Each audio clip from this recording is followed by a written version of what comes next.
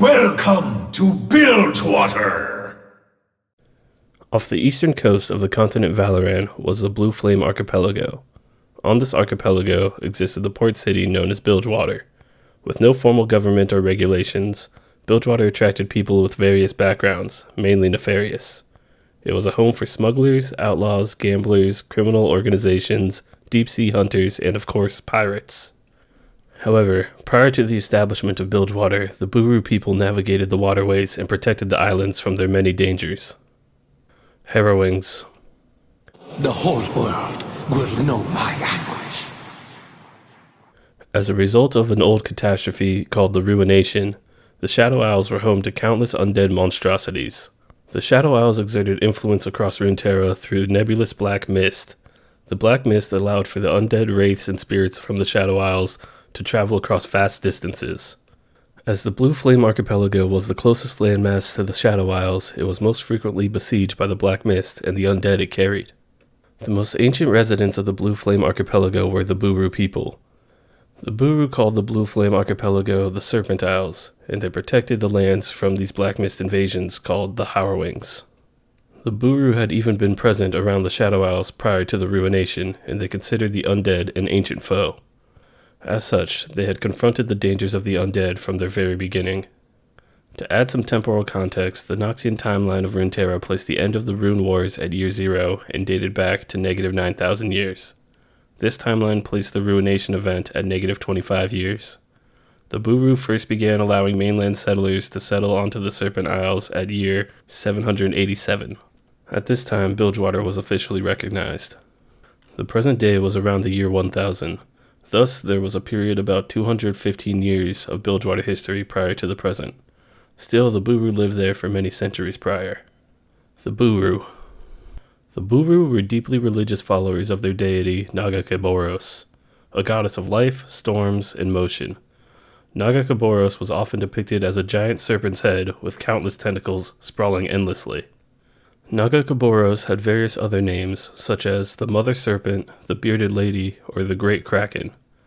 The Bhuru followed three main tenets. Spirits were birthed to serve the universe. The universe granted spirits their desires. Following these desires moved the universe toward its destiny. The Bhuru had a figurehead, their truth-bearer, who was given two sacred responsibilities. First was to lead the fight against the undead from the Shadow Isles. Undeath was considered a stagnation, antithetical to the Bhuru beliefs, and outside the natural flow of the world. Secondly, the Truth-Bearer was tasked with seeking out people who had great potential. The Truth-Bearer would then test their spirit with their idol, the Eye of God. This removed a person's spirit from their body and evaluated it for cowardice, doubt, or restraint. Those who failed the test had their spirit obliterated. Those who passed were granted the willpower to pursue their true destiny. The Bhuru had other priests, as well as a special role called Serpent Callers. These respected but strange individuals were responsible for operating large horns placed into the water. These horns disrupted currents around the Serpent Isles and hid the coastline from giant sea serpents. Also, these horns could be used to direct those sea serpents so they could be used against the undead during Harrowings. Mainland settlers began building upon the Serpent Isles. The only materials they had access to were decommissioned ships and floating wreckage. For this reason, the architecture of Bilgewater fit a seafarer motif. The Bhuru taught them enough to build vertically upon the hills and cliff faces. This was because the black mist rolled in at sea level during the Harrowings. Therefore, the higher the settlers lived, the less risk they faced. Still, the harbor and marketplace could only realistically exist on the shoreline. The island's economy largely revolved around the hunting and harvesting of large sea animals.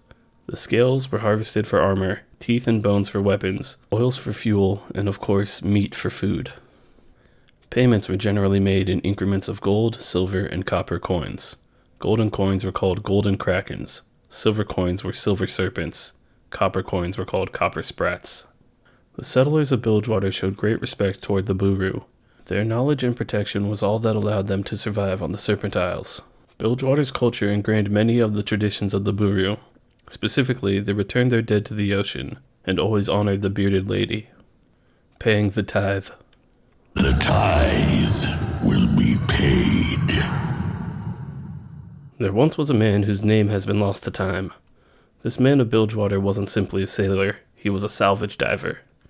He would sail to the site of sunken ships or ship graveyards and dive down to scavenge for any supplies or treasures that sank with their vessels. Off the southern coast of the Blue Flame Archipelago was a specific ship graveyard. Many of these ships sank while searching for the Blessed Isles. Countless divers had tried to scavenge from this graveyard, but Nautilus was a particularly talented type of free diver. His dense muscular frame and immense lung capacity allowed him to collect treasures from depths no other person could reach. He collected priceless jewels and treasures for his crew and captain, but never asked for anything above standard pay for his feats. The only thing he did ask was that his captain honor the ocean and toss a coin overboard before they set out. This was a common superstition, born of Bhuru tradition. Out of fear of what the ocean may do if displeased, sailors would often make a payment to honor it. This was called paying the tithe. As Nautilus and his crew continued salvaging the ship graveyard, the plunder grew more and more scarce. The gold stopped coming in, and the captain was forced to sell his ship and crew to a new owner. The new captain hailed from a foreign land. With him, he brought a diving suit made of bronze and metal. The suit was capable of withstanding pressures much deeper than a human body. With this suit and Nautilus's diving ability, the new captain intended to find what lay within an abnormal location in the ocean. The water there was murky and obscured even on calm days. It was as if the ocean itself wished to hide what was there. The new captain sailed the vessel to the mysterious location. He had the crew seal Nautilus within the iron suit. Only after Nautilus had been locked in did he learn the foreign captain hadn't paid the tithe. Nautilus felt fear rise within him as he was lowered into the dark waters. From below, a tentacle wrapped around him and began pulling him downward. Nautilus strained against the tentacle, trying to pull himself up by his chain. Suddenly, the chain disconnected from the salvaging ship. Dark tendrils wrapped around Nautilus and pulled him down into the depths. Nautilus blacked out. When he awoke, he was changed. Something primordial had fused with him and the diving suit. All he could think of was the fact that his last captain hadn't paid the tithe. Nautilus walked across the ocean floor back to Bilgewater, only to learn countless years had passed. Anyone who knew the man he used to be was long gone. Nautilus no longer had any purpose on land. His only purpose now was to return to the ocean and ensure all paid the tithe. The Trickster. You'll be sorry! One day, a handful of copper sprats sank into the ocean and collided with a slumbering Yordle. This was Fizz, the sole survivor of a city of amphibious Yordles who were almost entirely killed by dragon sharks. The horror of the event was too much for Fizz to handle, so he fell into a deep sleep beneath the waves. Until now, that was. He gazed up at the ocean surface and saw the wooden belly of a ship. Ever curious and mischievous, Fizz followed the ship to a port city called Bilgewater. Fizz enjoyed playing with the people of Bilgewater. Their shock at him and his inexplicable antics were quite entertaining to the Yordle. Still, the only people he intended to harm were the unscrupulous sea captains who he would lead into shipwrecks. Word spread throughout the town of this creature, or potentially a spirit, who they called the Trickster. All Kindred Eve. Lamb, tell me a story. As you wish, dear wolf. As something of a melting pot for various cultures, many traditions passed into Bilgewater. One such tradition was the celebration of All Kindred Eve. This celebration was in honor of a fabled pair of death spirits named Kindred. Bilgewater residents would pair up and dress as one half of Kindred. Then they would sail to Witch Tree Rock, an island where they would live in a temporary town. Couples who had roots in Shurima would dress as a hyena and a gazelle.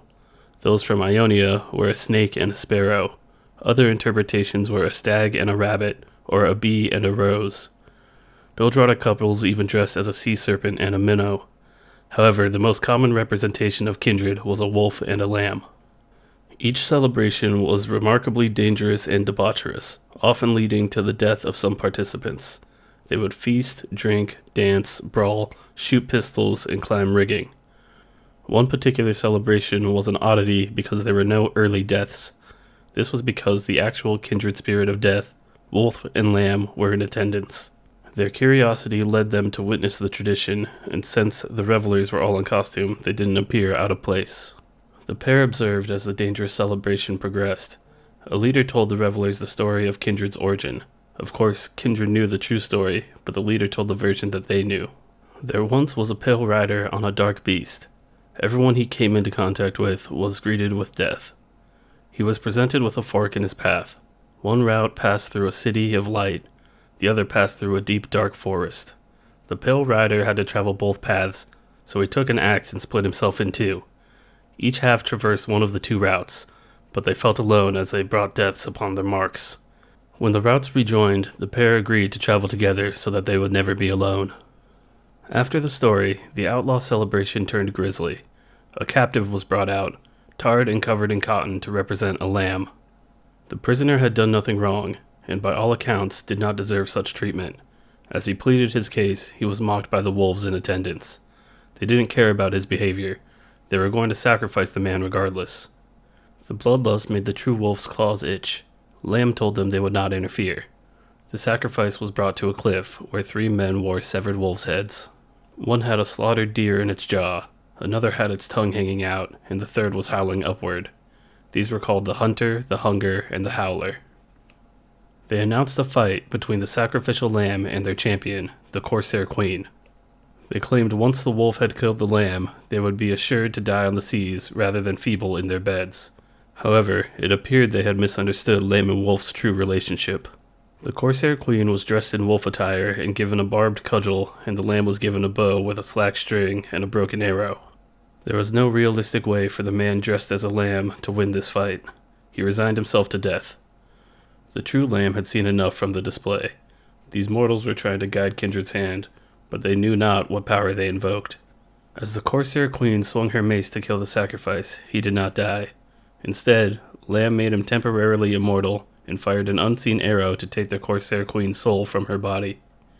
In that moment, a bolt of lightning hit the Corsair Queen, killing her instantly.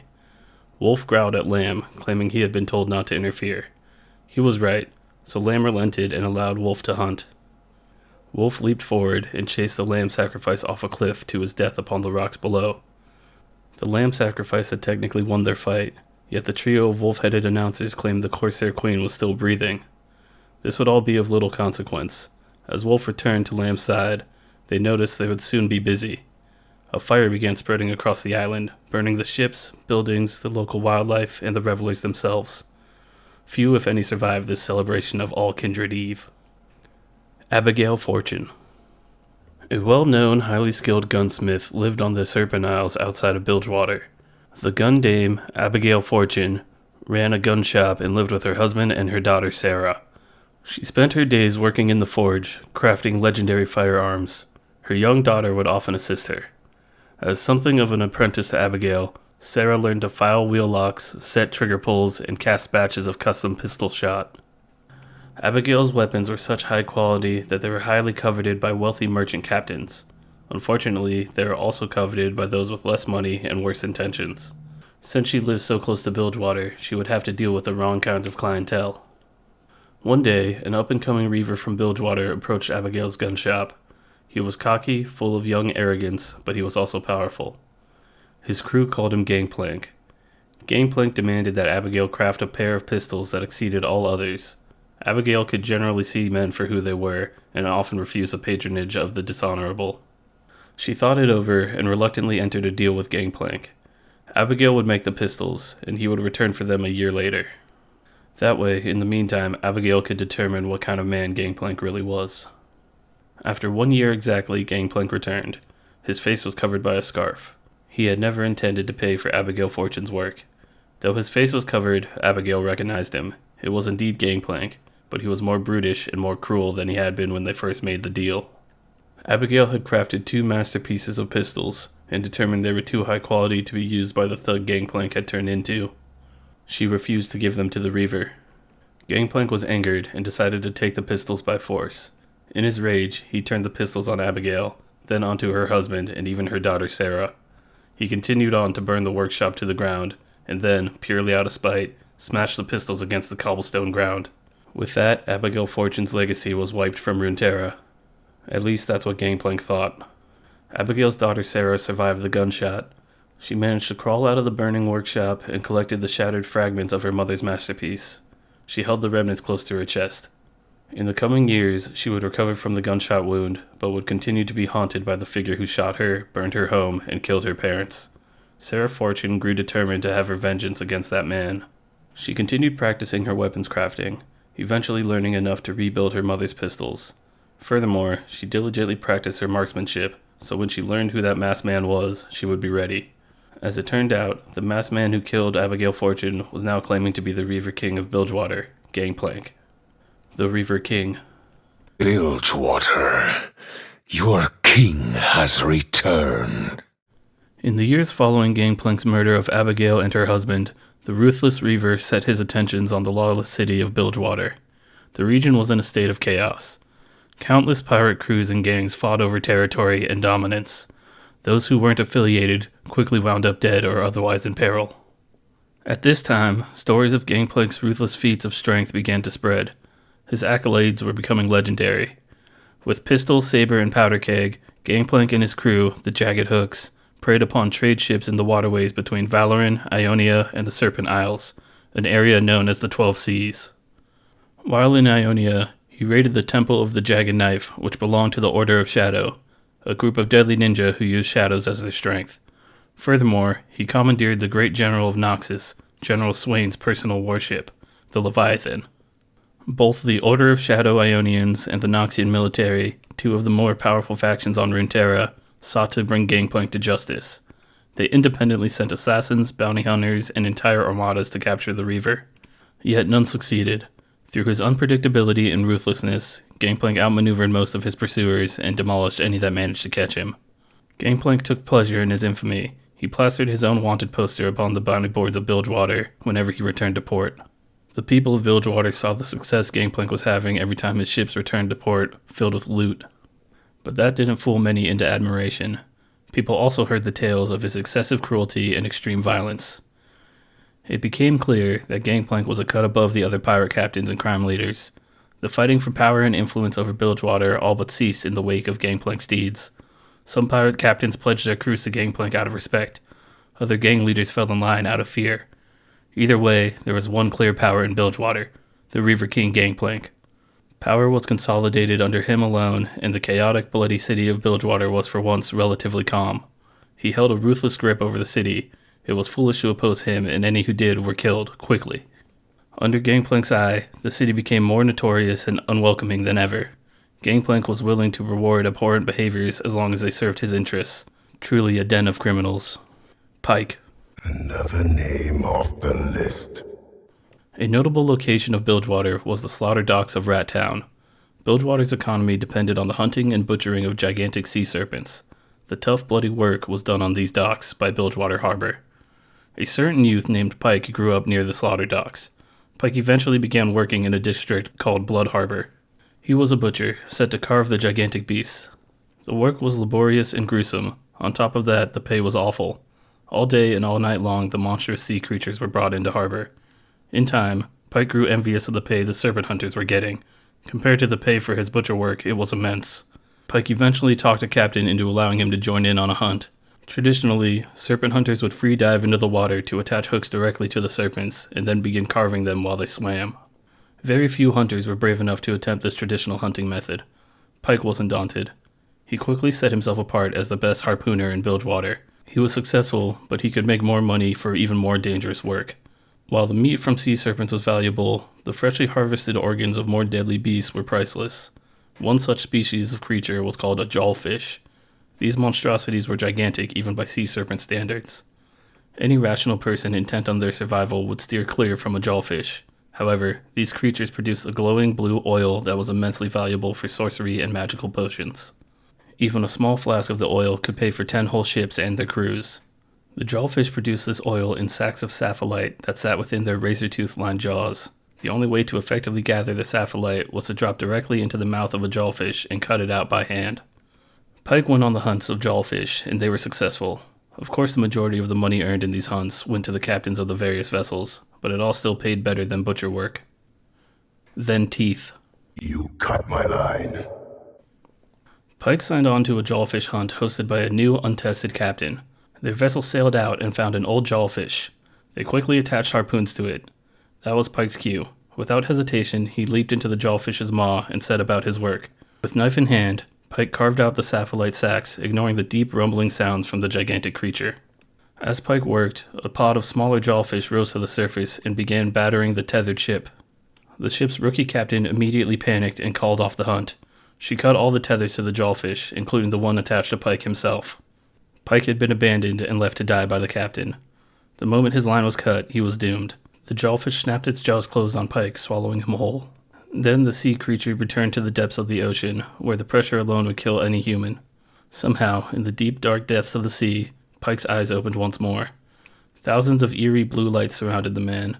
Mysterious, ancient voices filled his thoughts, granting him visions of the depths and those who had been lost within it. He saw his line cut 1,000 times, by 1,000 different captains.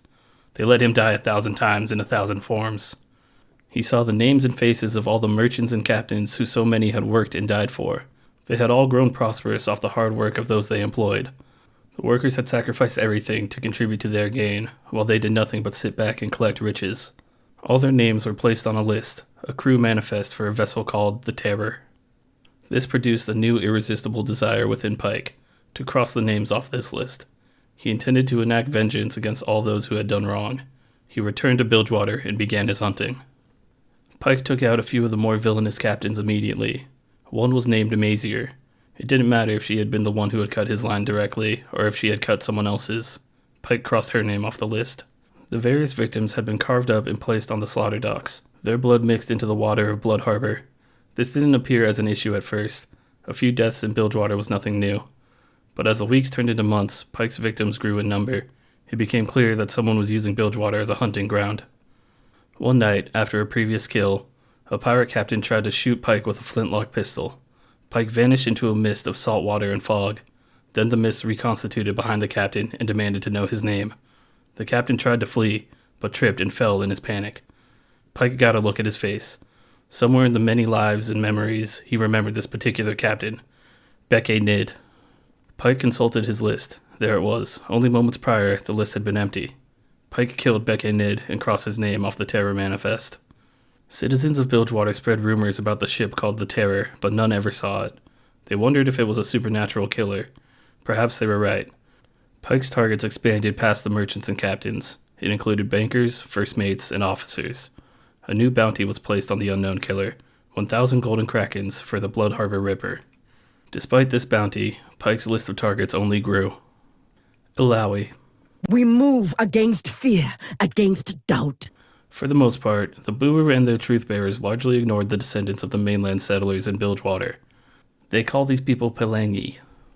So long as they remained within their pirate city, the Bhuru permitted their presence, but they rarely interacted.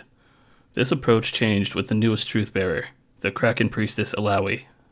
She opened a few temples to Nagakeboros in Bilgewater, spreading awareness and a deeper understanding of their religion. Many found Illaoi's strength, intelligence, and confidence attractive. She even had a brief romance with the most infamous pirate in Bilgewater, Gangplank. Illaoi held a position of note amongst the citizens of Bilgewater. Tobias Felix. Let him think it's luck. TF was born to a group of nomads on the Serpentine Delta of mainland Valoran. These nomads traveled from town to town selling their wares, and they were known as river folk. Tobias learned how quickly his people would wear out their welcome in the various cities. Prejudice against the river folk was common, and once they had sold their items, they were expected to move on quickly. TF found he was more welcome in gambling dens with games of chance and skill. After he took to playing card games, his grandfather showed him how to shuffle, cut, and even predict futures in the cards. His aunt showed him how to read tells and bluffs from his opponents. Over the years, his ability to consistently win high-stakes games of chance was thought impossible. He was often accused of cheating, but it could never be proven. One night, after losing their riches in a game of chance, a group of men barged into the camp of the river folk, searching for TF.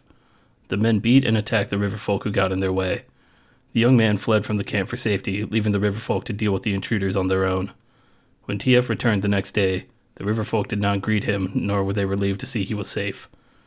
TF had abandoned his family to deal with the consequences of his actions. Tobias was exiled from the river folks group and became a lone drifter with only a deck of cards to his name. He continued his gambling ways, earning enough money to survive. When things got messy, he would always have to employ his cartomancy, a card-based magic. Like many gamblers without a place to go, his travels took him all over Valoran. At one table in Shurima, he met a man that intrigued him. Malcolm Graves. Always trouble. Malcolm Graves was raised in Bilgewater. As a youth, he learned how to fight, steal, and survive. He learned to work odd jobs, either as hired muscle or smuggling goods. He eventually stole a blunderbuss and stowed away on a vessel to Shurima. He sat down at a table hosting a highly illegal card game and met a man named Twisted Fate.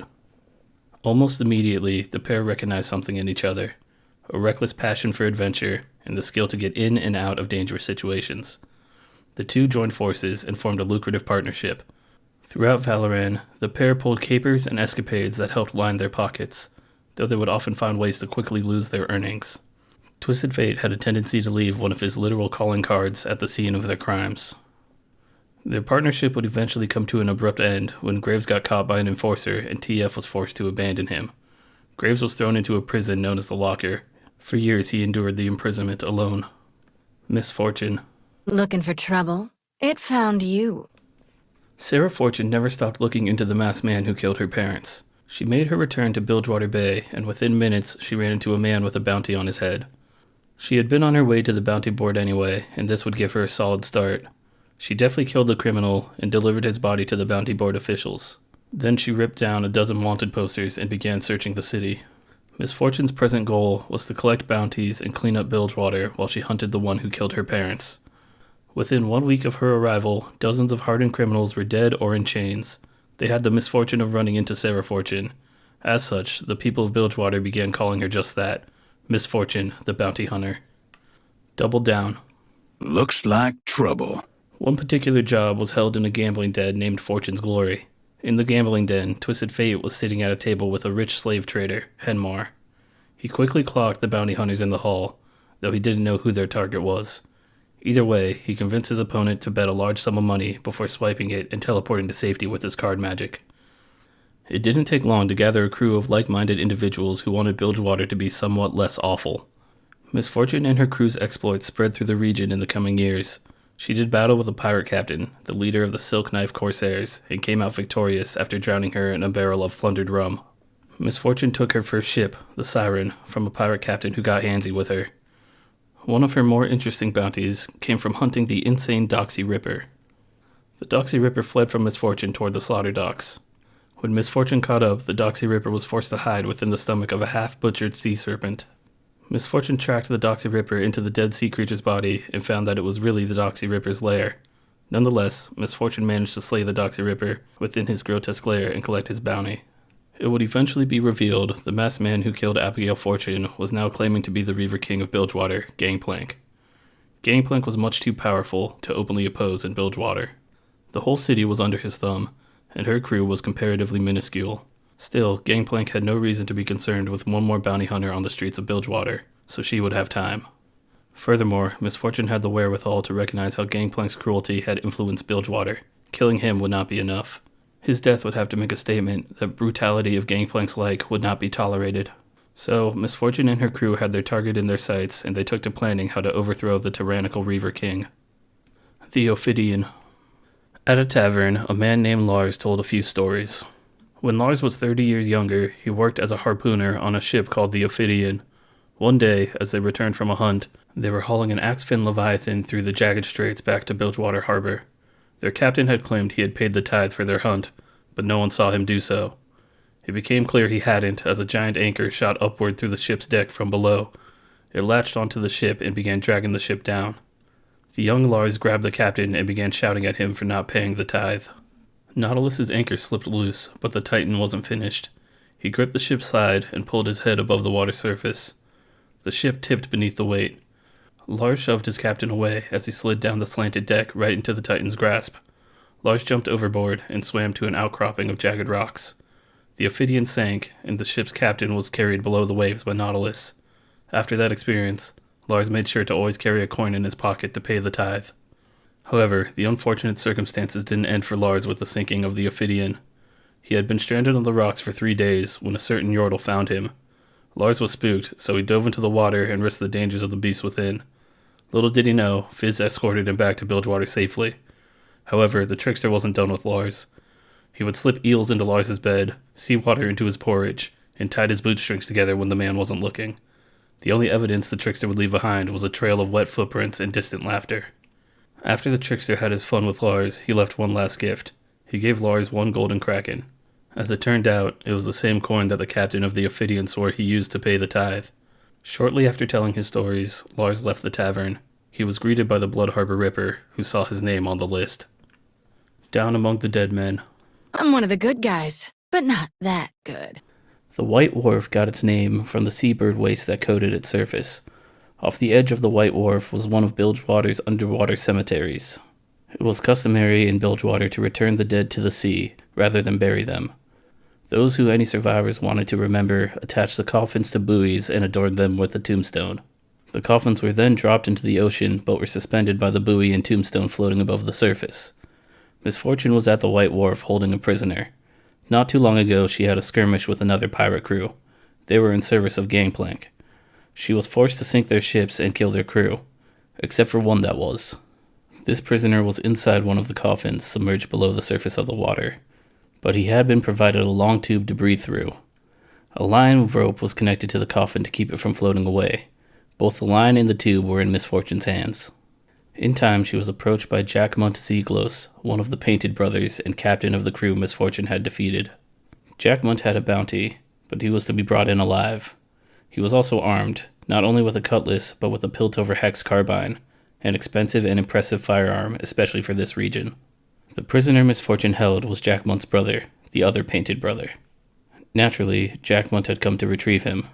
After some bitter negotiation, Miss Fortune let go of the rope suspending the coffin, allowing it to sink. Jack Mont charged at her, drawing his cutlass. Miss Fortune shot Gangplank's loyal man 2 times, once in the eye and once in the heart. She would have to tell the other bounty hunters searching for Jack Mont that she had acted in self-defense, which was somewhat true. She claimed the Hex carbine. From a young age, she had been taught to admire the craftsmanship of a good firearm. This one was worth a small fortune. Blood in the water. Now there's a vessel fit for my fleet. Elsewhere, Gangplank's ship came across a Noxian vessel, and they decided to board it with lines and grapple hooks. In the skirmish against the Noxian war galley, Gangplank challenged their captain. Gangplank's cutlass against a Noxian battle axe. Gangplank came out the victor when he jammed his cutlass into the war captain's gut. Gangplank himself had received a brutal slice from the Noxian's axe, but he suppressed the pain. Gangplank would not allow his crew to see him as weak. Instead, Gangplank grinned, gritting his black and gold teeth through the pain. He shouted that the ship was now his. When another Noxian claimed they would rather die than hand their vessel over, Gangplank replied that was fair enough and ordered his crew to kill the remaining Noxians. Burning tides. Now we plan our revenge. In the Rat Town slaughter docks, TF was strolling through the moonlit night with his hat pulled low. He didn't wish to get recognized by the Jagged Hook's crew who were operating in the area. TF had taken a job to infiltrate the Jagged Hook crew's storehouse and pilfer a weapon. He had cased the warehouse beforehand and learned the Jagged Hook's patrol timing and lookout positioning. All that was left was to get the item and get out before anyone noticed. It shouldn't have been too hard. Surely only a fool would attempt to steal from the Jagged Hooks in Bilgewater. TF stealthily passed by the ship of the most powerful man in Bilgewater. This was Gangplank's war galleon, the Deadpool. TF used his card magic to teleport into the Jagged Hook's locked storehouse. Inside the storehouse were treasures plundered from across the 12 seas, ornate suits of armor, silks, and priceless works of art. But TF passed them all by. His target was in a recently deposited crate. It was an exquisite knife laid prominently on a black velvet cloth. As he reached for the prize, he heard the familiar sound of a shotgun cocking. Malcolm Graves stood behind him. Graves had been tracking TF. He intended to settle the score from the last job they had run together. Back then, TF had allowed Graves to take the fall. As a result, Graves spent 10 years in prison. Even though it had been something of a misunderstanding, TF knew Graves wouldn't accept any explanation. Malcolm Graves now had TF dead to rights, and even though he wanted to, he didn't pull the trigger. First, he had to know something. Graves asked TF why he had betrayed him on their last job. TF talked around the matter for the moment, attempting to buy time so he could teleport away with his card magic. Graves knew his former partner too well. As soon as he saw the card flash in TF's hands, he shot it. The loud blast interrupted TF's spell, but it also alerted any patrols or passers-by to their presence. TF shouted at Graves for blowing his cover. Graves didn't care. The two men entered battle as members of the Jagged Hook's crew kicked open the door to the warehouse. The scene was instantly a chaotic mess. Over a dozen Jagged Hook's members entered to find the deafening shotgun blasts and magical cards flying through the air. One card erupted into an explosive smokescreen, sending debris into the air to cover TF's retreat. Graves pursued him, not willing to let his former partner escape. TF only needed a few seconds to concentrate in order to activate his teleportation magic. However, he still needed to obtain what he had come for. After leading his pursuer in a wide circle around the storehouse, he returned to the crate containing the knife. Unfortunately, by this point, a few jagged hooks had blocked his path. TF threw a glowing red card at the trio, and it exploded, knocking them all away. One recovered quickly and swiped at TF with an axe. TF narrowly dodged and kicked at the pirate's knee. He threw a follow-up volley of explosive red cards at the jagged hooks before swiping the ornate knife and hooking it onto his belt. The gambler was mostly in the clear. Graves was preoccupied by the jagged hooks but still refused to give TF enough time to teleport away. TF took a quick moment to think. He had received a job too lucrative to refuse and perfectly tailored for his abilities. Once he arrived, his ex-partner with a grudge was waiting for him. He had been set up, and surely by someone smarter than Graves. By the look of things, Graves had been set up as well. TF shouted to Graves, suggesting that they work together. Graves shouted back that he would see them both dead before he trusted TF again. Before Graves finished his sentence, TF had teleported away, leaving a card behind. Outside the storehouse, TF used the red card to light the warehouse on fire. He hoped it would buy him time to escape. Furthermore, he knew it wouldn't kill Graves. He was correct. Moments later, a hole erupted in the side of the storehouse, and Graves exited to continue his pursuit of TF. Not too far away, on the dead pool, a young urchin was brought before Gangplank by his first mate. Inside the captain's quarters, Gangplank was hunched over a tied-down body who was struggling to get away. It was clear Gangplank had been torturing the unfortunate soul. He performed scrimshaw upon the living man's bones, carving into them with a knife. The young urchin was frozen in terror at the sight of Gangplank's ghastly work. It was frighteningly intricate, which was the more concerning considering his victim still lived. Gangplank poured a mug of whiskey into the man's wound. The resulting pain knocked him unconscious. The Reaver King explained to the urchin boy that the man had been a traitor, and this was what traitors received. He went on to claim power came from how people viewed you. One could never appear weak, especially not in Bilgewater, where every person was looking for an advantage. Gangplank asked what the boy had to say. The urchin reported that he had seen a man with a glowing deck of cards sneaking through the Jagged Hook's warehouse. Gangplank knew immediately what that meant. He told his crew to provide the boy with a silver serpent and a hot meal. With that, he donned his red greatcloak, rallied his crew, and made his way to the docks. The fire from the storehouse started to spread across the docks. Still, Graves continued his single-minded pursuit of TF. The two exchanged a couple of ranged attacks before some of the scrambling Jagged Hook's crew members closed in, prompting TF to flee once again. Graves took out a couple of Jagged Hooks with his shotgun, but then got clipped by a pistol shot. He was forced to take cover and reload his weapon. His cover was blown apart by crossbow and pistol fire. Graves re-entered the fray, and a bolt tore off a portion of his ear. He gritted through the pain and tore his way through the Jagged Hooks with shotgun blasts. Graves and his shotgun carved a bloody path of carnage through the slaughter docks, trying to keep track of TF. TF was making his way to Butcher's Bridge, at the end of the slaughter docks. It was the only way off this particular island, and it was the best chance to escape. However, once TF reached the bridge, he skidded to a halt. The opposite side of the bridge was blocked by countless sword-wielding corsairs. Graves caught up from behind, effectively trapping TF. TF only had one option, to face Graves and attempt to reconcile. A few words into their conversation, TF stopped speaking as he noticed a figure approaching from behind Graves. Graves turned to see what TF was suddenly fixated on. It was a countless mob of every lowlife that could fight. Gangplank must have ordered for Graves and TF's capture or death. TF looked across the bridge. The swordsmen were members of the Red Caps gang, one of Gangplank's subordinates. It wasn't shocking. Gangplank nearly owned all of Bilgewater. As the two mobs closed in from opposite sides, TF was forced to the center of the bridge. He had no remaining choice. He stepped onto the guardrail, intending to jump. Graves' concern for TF peeked through as he demanded his ex-partner to get down from the rail. TF didn't listen. He took a leap from the Butcher's Bridge. It was a long way down. The wind whipped by him as he heard Graves' call from above. TF managed to grab hold of a line of rope as he fell, burning his palms as the friction slowed his descent. He dangled in the air for a few moments. TF still had very few ways of making it out of this situation alive. Below him was a transport cable, used to slide crates of butchered sea serpents from the slaughter docks to the markets for sale. If TF could time it properly, he could drop from the rope, land into one of the crates, and slide to safety. If he didn't time it properly, he would either hit the water or land below. It didn't really matter which, as he wouldn't survive the fall from such a height. TF was a stickler for his appearance. His boots were expensive. Only 4 pairs existed in the whole world. He didn't want to ruin them by jumping into a crate of fish guts. Alas, there were no other options. He released his grip from the rope, timing it correctly and landing into the crate of sea serpent innards. Suddenly, another impact landed next to him and shook the crate free from the cable. The crate crashed against the cliff face and broke open. Graves had leapt from the bridge as well, and now was standing above a shaken TF. The two briefly discussed what had gone down at their last job. Back then, TF knew it was going south and tried to convince Graves to flee. Instead, Graves called for backup, believing they could have gotten out clean. That was all the time the two had to speak before a Jagged Hooks member leveled a pistol at Graves' back. TF took him down with a well-placed card toss. Graves took out a different Jagged Hooks member behind TF. They looked at each other. After so many jobs together, covering each other's backs was instinctual. Old habits died hard.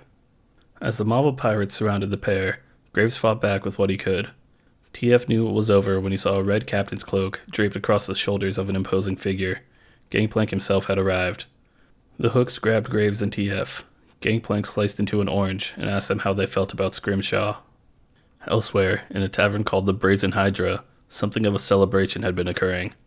The bounty hunter Misfortune had provided drinks for the harbor master and his watchmen. The drinks were one thing, but the men were also intoxicated by Misfortune's lustrous red hair and glorious smile. Her beauty in general had them all captivated. Eventually, a plainly dressed, unassuming, and seemingly unrelated man entered the tavern, and this was her cue. Despite the protests of her companions, it was time for her to take her leave. She gave one final toast to thunderous applause and strutted out of the door. Out on the streets, Misfortune's facade faded. Her joyful attitude and carefree behavior were gone. In their place was a purposeful stride and a grim stare. The unassuming man caught up to her. This was Raffen, one of Misfortune's most loyal and competent crewmates. His steps were swift and to most unnervingly silent. Misfortune was familiar enough to recognize his presence, even without that auditory cue. She asked for his report. He reported that the plan was going smoothly. While the harbor master and his watchmen were preoccupied, Raffen hired an urchin boy to send a message to Gangplank. A message about a man with a deck of glowing cards stealing from a warehouse. Of course, Misfortune had also hired TF to make the thievery, and furthermore informed his ex-partner Graves of the heist. This was all done to ensure chaos and the distraction of the Jagged Hooks. This misdirection and subterfuge allowed for Misfortune to access her true target. She and Raffen returned to their ship, the Siren. Misfortune sneakily rigged the Deadpool with an explosive trap. Later, Graves and TF were brought to Gangplank's ship in iron cuffs. They were forced to kneel before the mob of pirates and cutthroats who took their turn to beat them. The pair were repeatedly knocked to the deck and dragged back up, to be struck once more. Eventually, Gangplank himself intervened. He stepped forward with the ornate knife holstered on his belt. Gangplank mused that he could have put Graves and TF's skills to work for him if things had gone differently. Graves' only request was that Gangplank kill TF first. This drew a chuckle from the Reaver King. Still, stealing from his storehouse was a sign of disrespect, and Gangplank simply couldn't let that stand. Not in front of Bilgewater. Gangplank was going to make an example of these two. A Jagged Hooks crewmate rang a bell signaling the execution for the people of Bilgewater to see. Sailors, drunks, shopkeepers, and passers-by poured onto the streets to see what the bell rang for. With Bilgewater watching, Gangplank ordered his crew to bring out Death's Daughter. It was a cannon, rusted and green from sea spray, but it was still a work of art. With Death's Daughter staring them in the face, TF and Graves exchanged words. Graves claimed he had been left to rot in prison. TF explained that a group had tried to break him out. Everyone except TF himself had been killed in the attempt. Graves didn't seem to care. He called TF a coward for saving himself. The words demoralized TF. He slumped his shoulders and spoke softly. Everything had gone wrong, and the two of them were both at fault. Graves knew he was right. He should have listened to TF's call to fall back, but TF shouldn't have bailed on the job, abandoning his partner. The pair were yanked to their feet and stood in front of Death's Daughter. Of course, Gangplank wasn't going to blow them away so simply. For their disrespect, Jagged Hook's crew members wrapped chains around their legs and tied them to the old heavy cannon. The two were chained back to back and locked with a sturdy padlock. Death's Daughter was rolled to the boarding gate of the edge of the ship. The chains forced TF and Graves to follow. Gangplank placed the heel of his boot against the back of the cannon. He waved to address the crowd of onlookers on the streets of Bilgewater. Graves had been hiding one of TF's cards and passed it to him. He hoped TF could at least survive. Moments later, Gangplank kicked the cannon off the edge of the ship and TF disappeared. Graves was dragged overboard into the cold water. But TF hadn't teleported to safety. He wasn't about to abandon Graves again. He teleported directly behind Gangplank, swiped the ornate knife, and dodged Gangplank's retaliatory cutlass slash. TF then dove off the edge of the ship, narrowly catching the last chains as they plummeted into the water. TF didn't know how to swim, and sharks had already begun circling the sinking pair. From above, pistol fire rained into the water. Despite his panic, TF used the chain to drag himself closer to Graves. Graves had an angry face, likely because TF hadn't gotten himself to safety. TF began using the dagger to pick the padlock that kept Graves chained. He managed to pop the lock open moments before a concussive force from above knocked the dagger from TF's hands. As the weapon sank, it reflected harsh light from above.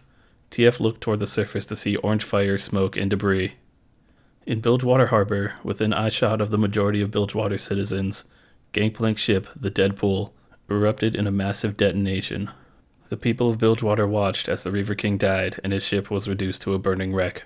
Across the harbor, aboard the Siren, was Misfortune, the flames glinting in her eyes. Gangplank and his Jagged Hook's crew had all been caught in the explosion that lit up the night. All had gone precisely as she had planned. Gangplank would of course capture TF and Graves. Furthermore, he would make sure to parade them around as an example to the rest of Bilgewater. So she had installed gunpowder throughout the Deadpool, and when the moment was right, the explosion was triggered. She had obtained her vengeance.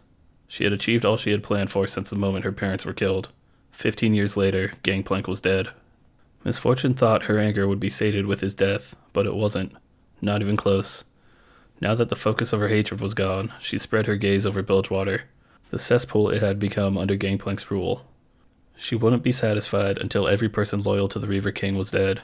She ordered Raffen and her crew to gather every surviving lieutenant of Gangplank's and find every tavern, bawdy house, and storehouse that bore his mark. Her job wasn't done. It was just beginning. Raffen was shaken. Misfortune's rage was consuming her more than ever before. TF had fallen unconscious beneath the bay's surface. By now his lungs had surely filled with water. Graves wrangled free of his chains, grabbed TF, and swam desperately for the surface, avoiding the plunging bodies and debris from the Deadpool's explosion. Even after reaching the surface, breathing was difficult. The air was filled with smoke and ash. He dragged TF's body onto a floating remnant of the Deadpool's hull and proceeded to pound his chest with his fists. TF coughed out a lungful of seawater and began breathing once again. After a few exchanged words, it was safe to say the partners had reconciled. Graves paddled through the blood-filled harbor toward the shore. A particular corpse floated by, a Jagged Hooks who had the audacity of wearing TF's hat. Graves grabbed it and tossed it to TF. Graves himself was still missing his shotgun, but he knew enough to not stick around to search for it. Bilgewater had just lost the one man who kept the gangs and pirates in check. Things were going to get ugly quick. The partners decided their next destination would be Piltover.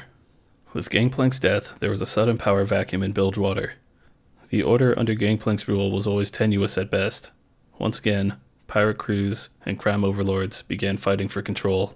The streets were loud with violence and desperate cries for help.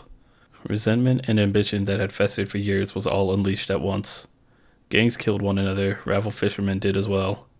Even the Red Caps and the remaining Jagged Hooks turned against one another. Burden. This is it! Land or drown!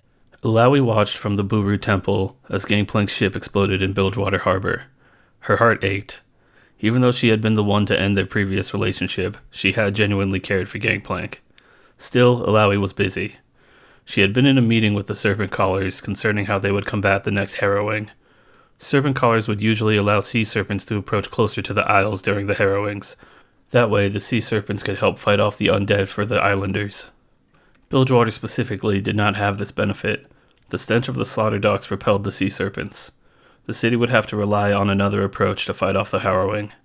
At present, however, the city seemed more concerned with fighting over control following the Deadpool's explosion.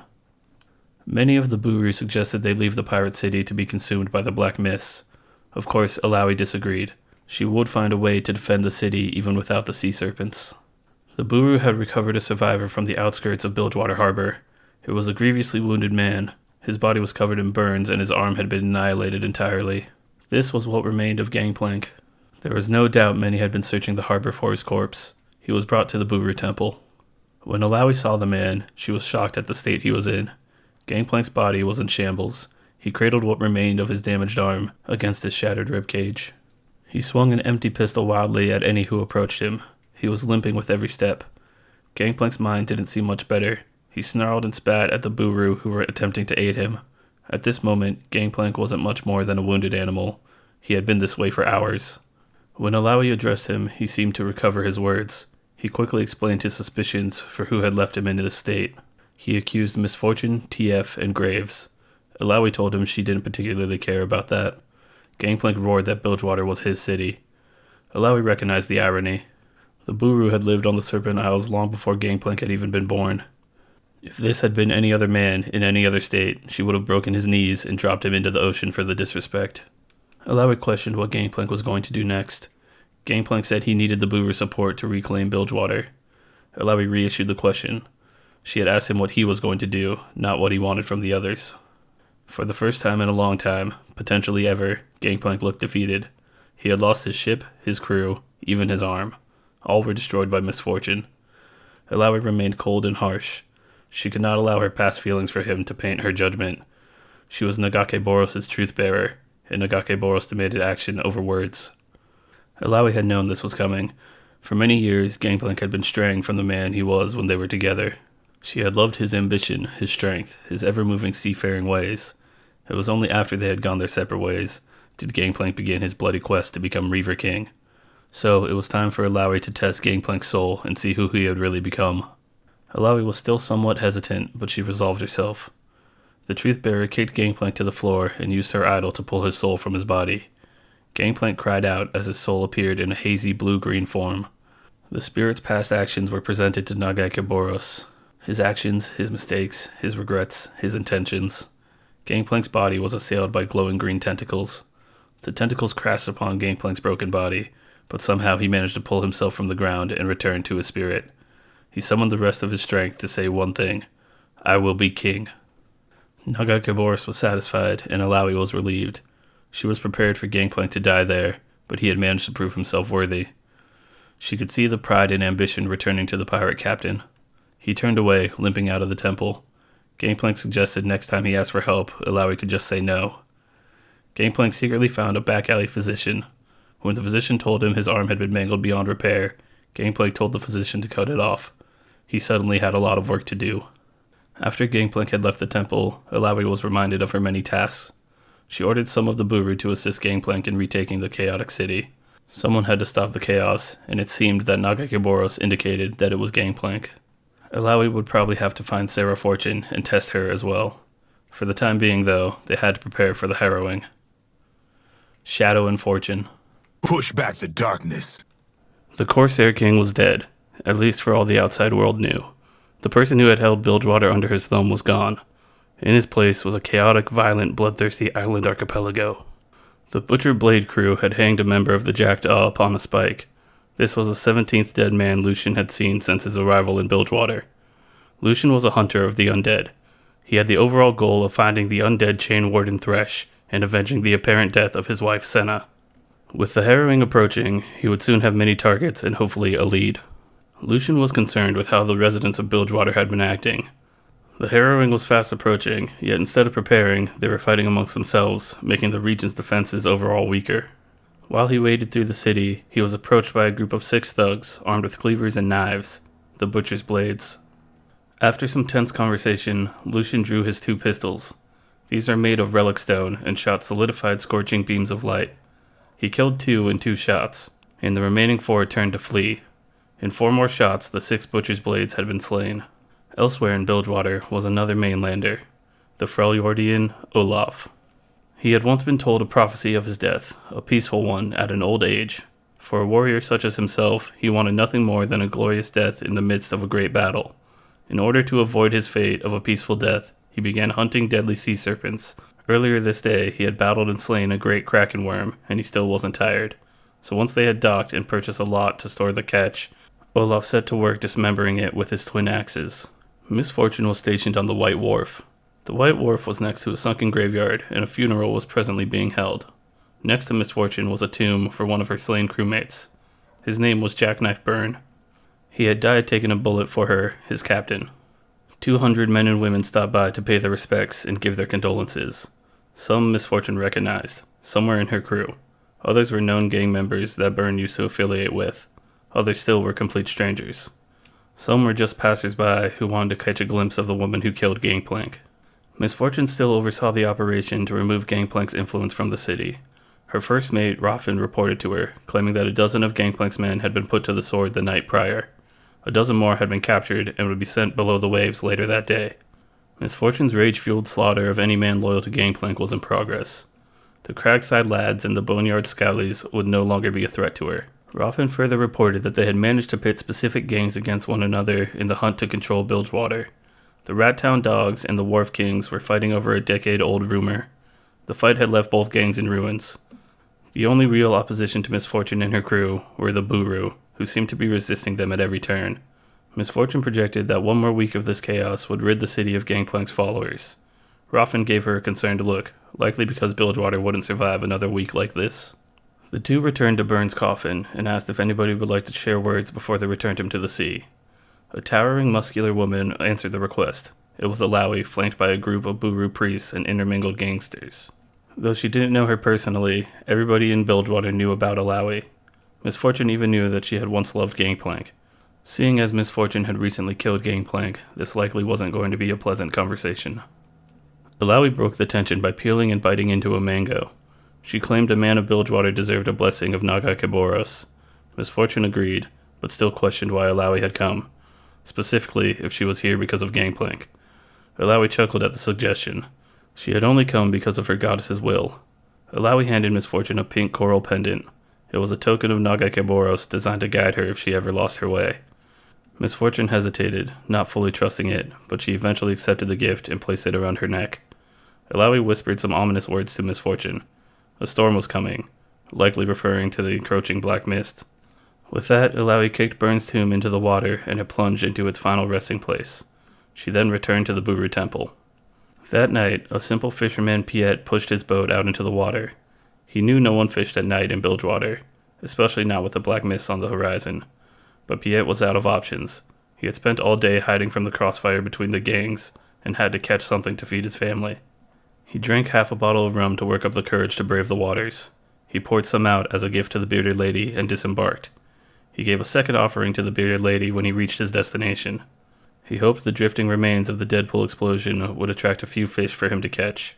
He said a prayer toward Naga Keboros to keep him safe through the night, and if he were unfortunate enough to pass on, to leave his soul undisturbed, to not allow him to rise into undeath. Once his prayer was finished, Pyke opened his eyes to find a pale corpse staring at him. A pitch-black fog enveloped him and his small vessel. Bodies from the Deadpool explosion began reanimating and approaching Pyke. Pyke fumbled with his oars to begin rowing back to shore, but it was too late. Bladed chain hooks sliced into Pyke, ripping open his stomach and throat. The one who had tossed them was a specter in black robes, carrying a lantern to house the souls of his victims. It was Thresh. Pyke's soul joined the countless others who screamed in torment within the lantern. The Harrowing had arrived, and it had claimed its first victim. Bells and alarms rang through the pirate city. These were used for only one purpose, the Harrowing. For the moment, all turf wars would have to cease. Misfortune's base of operations was now in a mountainside villa overlooking the town. She had acquired this villa after the previous owner, a gang leader, had been killed in the Bilgewater power struggle. The villa's windows were left open as something of a challenge toward the Harrowing. She caressed the coral pendant Illaoi gave her and wondered if she would return to the city and assist those in danger. She had spent much time training and planning how to bring down Gangplank.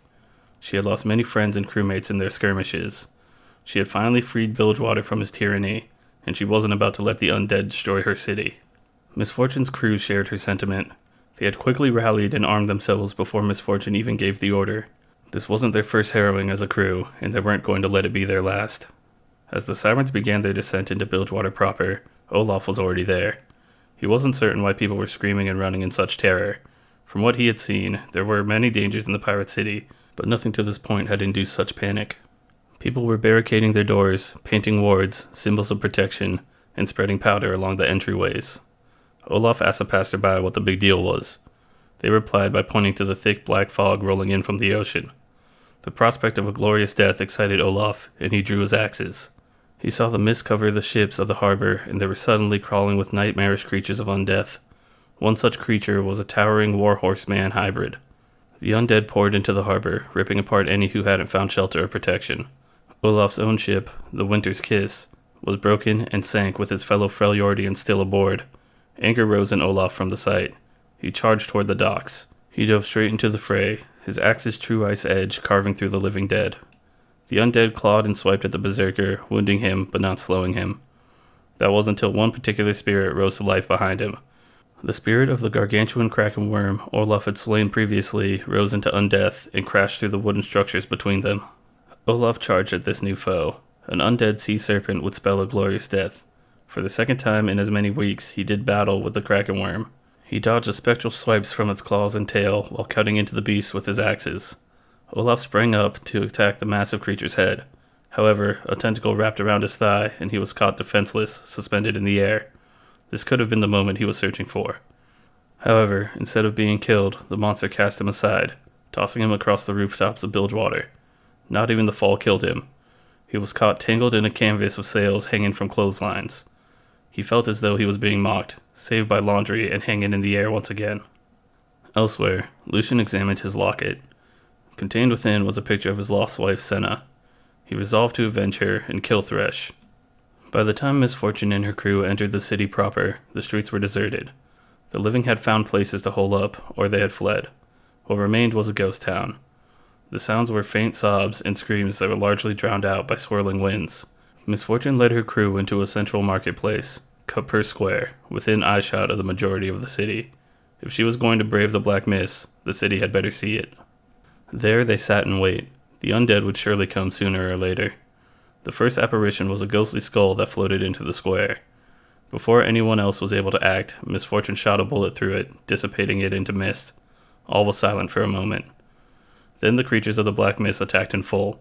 From all directions, the undead poured into the square. Miss Fortune opened fire. Shot after shot cut down the undead, dissipating their bodies. Unfortunately, one of her 2 pistols jammed. In another life, Miss Fortune would have been a gunsmith, like her mother. Miss Fortune briefly recalled her mother telling her not to trust others to mix her gunpowder for her. There wasn't enough time to fix the jam pistol. Instead, she drew her sword and continued fighting with saber and pistol. Many of her crewmates fought valiantly against the undead. 7 had fought their last, and were killed by the creatures of the black mist. Their slain bodies were quickly risen and turned against their former crew. Ruffin had been injured, but he managed to continue contributing to the fight. He had been through 6 Harrowings, and he didn't intend this one to be his last. As the fight continued to get messy, Miss Fortune grabbed 2 black powder splinter grenades and tossed them into the mist. As they detonated, the mist was replaced with a dense black smoke. The undead had been momentarily cleared out. After the smoke cleared, the black mist began to creep in once more. So too did the spirits and the undead they thought they had slain. The undead weren't killed quite so simply. To make matters worse, an undead dread knight began charging toward the square from a distance. Hecarim, the shadow of war, approached. Other ghostly knights began approaching from all angles. Ruffin asked Miss Fortune if she knew any way out of the square. Miss Fortune didn't intend on fleeing. She was going to fight. As she readied her pistol and saber, Lucian dropped into the square from a rooftop and fired his light pistols at the various undead targets. Lucian's attacks illuminated the square, driving away the black mist. Hecarim retreated as the black mist did. Miss Fortune had to assume that the harrowing was not finished. This was only a brief respite. Evidently, this newcomer was well versed in fighting the undead. Lucian introduced himself to Miss Fortune and her crew, though the sight of friendly faces seemed to be unfamiliar to him. Miss Fortune was willing to stay and continue their stand against the black mist, but Lucian and Ruffin convinced her to protect her remaining crewmates by retreating. She had already shown all who dared to look out their windows that she was the new guardian of Bilgewater. Lucian himself, however, was determined to stay in the mist. He claimed he had a particular wraith that he needed to kill, Thresh. Miss Fortune immediately recognized the vendetta. She had only recently killed her lifelong target. Still, she managed to convince Lucian to retreat with them. After they recovered, they could resume their fight. They moved through the streets toward the Serpent Bridge. There they found a frail Yordian thrashing in a tangled crater of wood and cloth wreckage. His motions were far too lively to be an undead. The group freed Olaf from the tangled mess. Though he was concussed and woozy, Olaf agreed to join the group, especially if it meant he could face more deadly foes. While they moved, they were assailed by black mists on 3 separate occasions. Each time they managed to survive, albeit losing one of Miss Fortune's crewmates. When they reached the Serpent Bridge, their numbers were down to 12. On the opposite side of the bridge was a temple to Naga Kaboros, where the group decided it was best to rest a while. Over the edge of the bridge, they could see the shallower parts of the city entirely engulfed in black mist. The mist seemed to grow with each harrowing. If that trend continued, no place in Bilgewater would be outside its reach. When Olaf heard the black mist tended to return yearly, he vowed to return and do battle with them every year. That was assuming he survived this night. As if on cue, the ghostly kraken worm rose from beneath the Serpent Bridge. Olaf howled and jumped off the bridge to attack it. Simultaneously, the black mist coalesced around the bridge. Thresh approached from behind, drawing Lucian's attention.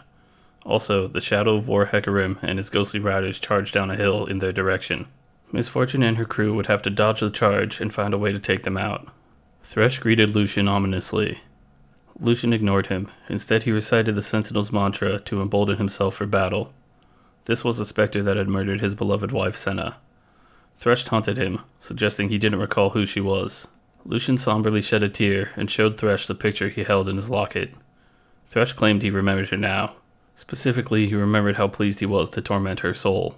Lucian drew his pistols and fired purifying light at the Chain Warden. Thresh used his lantern to block the attack. Thresh explained how he had ripped the secrets of Lucian's light weapons from Senna's mind. They were all but useless against him and his lantern now. Only then was it made clear to Lucian that Senna hadn't been killed. Her soul remained within Thresh's lantern, persistently being tortured. Lucian froze with the revelation, and Thresh approached him slowly. His light pistols fell from his grasp. Thresh drew his hooked chain and placed it against Lucian's neck. With his free hand, Thresh lifted Lucian off the ground. Lucian looked into Thresh's lantern to see the countless souls swirling within. When all hope was nearly lost, and Lucian had almost given up, he heard a voice from within the lantern. Senna called out to Lucian, restoring his will to fight. He saw her face in the lantern, shining out among the countless others. Lucian removed the silver necklace from his neck and slung it around Thresh's arm. He dragged the arm close to him and drew a silver dagger, plunging it into Thresh's wrist. Thresh dropped Lucian and staggered back in pain. Lucian grabbed his pistol and fired off a barrage of shots that Thresh could not block. Thresh's robes were lit in luminous flame, and he was forced to retreat off the side of the bridge. Thresh disappeared into the black mist below. Lucian fell to his knees, thanking Senna for giving him the strength to defeat Thresh. Miss Fortune and her crew made a break for the temple. They pounded on the temple's door to be let in.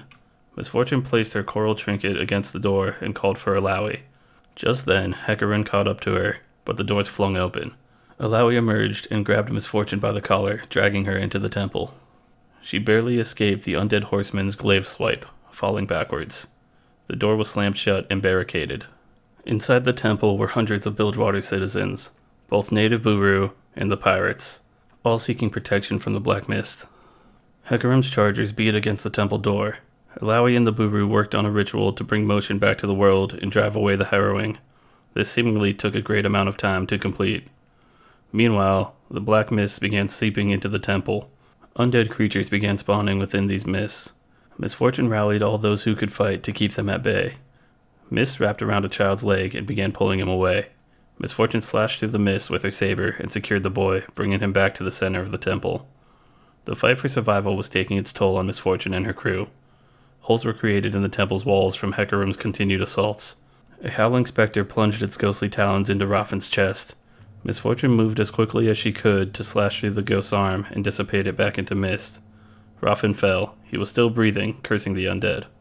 From above, glass windows shattered and black mist poured in unabated. Miss Fortune looked over to Illaoi's ritual. They had little time remaining. The barricaded door burst open and Hecarim charged into the temple. He immediately trampled those in his path and called out that the mortal souls within the temple were now his to claim. Illaoi rejected the notion. This was a temple to Naga Kaboros, and she was the truth-bearer. Light radiated through her as the ritual completed. Countless ethereal tentacles spawned across the temple, whipping and crashing into the black mists. The mists were driven away, and the souls within were cleansed. No longer were they trapped to the mortal plane. They were now free to rest as nature intended. The ritual's light washed over Miss Fortune, and her fatigue was gone. She rose in time to witness Naga Kaboros' power closing in on Hecarim. Hecarim swiped his glaive at Illaoi, but Miss Fortune parried it with her saber. Miss Fortune told Hecarim to get out of her city. Naga Kaboros' power engulfed the Shadow of War and forced him to retreat. For a moment, Miss Fortune saw an armored rider filled with pride and glory in Hecarim's place. From the temple, Naga Kaboros spread power throughout Bilgewater, driving away the black mist. The black mist retreated back over the ocean and over the horizon. The harrowing was over. At least until the next year, the black mists were defeated. Illaoi placed an arm around Miss Fortune's shoulders. The truth-bearer suggested she give her thanks to Naga Kaboros in the form of a large offering. Miss Fortune was quick to agree. With that, Illaoi collapsed in exhaustion. Miss Fortune initially caught her, but Illaoi's mask sent them both to the ground. After getting her crew to move Illaoi somewhere to recover, Miss Fortune exited. Lucian watched the black mist return to the Shadow Isles. Miss Fortune joined him. They discussed the events that led them to this place. Miss Fortune realized that killing Gangplank allowed for a lot of threats to go unchecked. At the time, she didn't care what happened after the Reaver King was dead. Now, she saw that someone had to bring stability to Bilgewater. She was now responsible to establish control of the city before it fell into ruin. Lucian predicted that Miss Fortune was going to ask him to join her crew. He refused.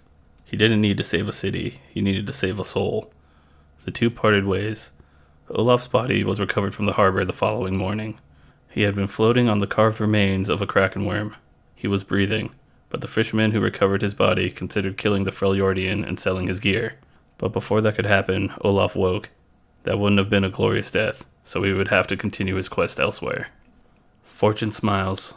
That's Captain Fortune. 6 months had passed since the explosion of the dead pool and Gangplank's apparent death. The chaotic initial struggle for power had resolved in a tenuous truce. Power vacuum in Bilgewater had been filled by the 4 strongest crews. The captains of these crews were Crow, Sir Peter Harker, Captain Bragg, and Captain Fortune. This was called the Corsairs' Conclave. The city was split into 4 territories, each under control of one of these captains. Captain Fortune knew her fellow captains were more likely to run protection rackets than to truly care about the safety of their territories. They wouldn't hesitate to sacrifice the people of Bilgewater for the sake of profit. She could simply kill her competitors, but that would lead to a turf war and many more unnecessary deaths. Captain Fortune would sooner employ a cleaner strategy. The 4 captains met for a parley. She had come to discuss the effects of their truce on the city. Even though she arrived early, Miss Fortune was the last to attend the parley. It appeared as if the other 3 had been discussing something beforehand. The 3 had decided Captain Fortune wasn't entirely trustworthy. She had deposed the last leader of Bilgewater. The other 3 captains suggested that splitting the city 3 ways between themselves would be best. At least until they determined Captain Fortune wouldn't take up arms against any of them. It was an annoying conversation, but they had made up their minds. She was furious, but didn't let it show. Captain Fortune chose not to immediately resolve this with violence. That's what Gangplank would have done, and she was different. Captain Fortune invited Sir Peter Harker to an extravagant dinner. She needed an ally among the 3 other captains. She suggested that he would be the next one Crow and Bragg tried to remove from their leadership position. Since Crow and Bragg were old allies, Harker would have to ally with Fortune to solidify his own power. Harker agreed to support her, but Captain Fortune recognized convincing him had been too easy. That's when Harker reached for a pair of pistols and aimed them at Fortune. She reacted quickly, using a tablecloth to descend 4 stories along a line of rope.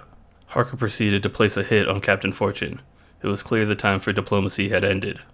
After escaping Harker, Captain Fortune quickly set a plan into motion. She sent letters to each of the 3 other leaders, inviting them to another parley.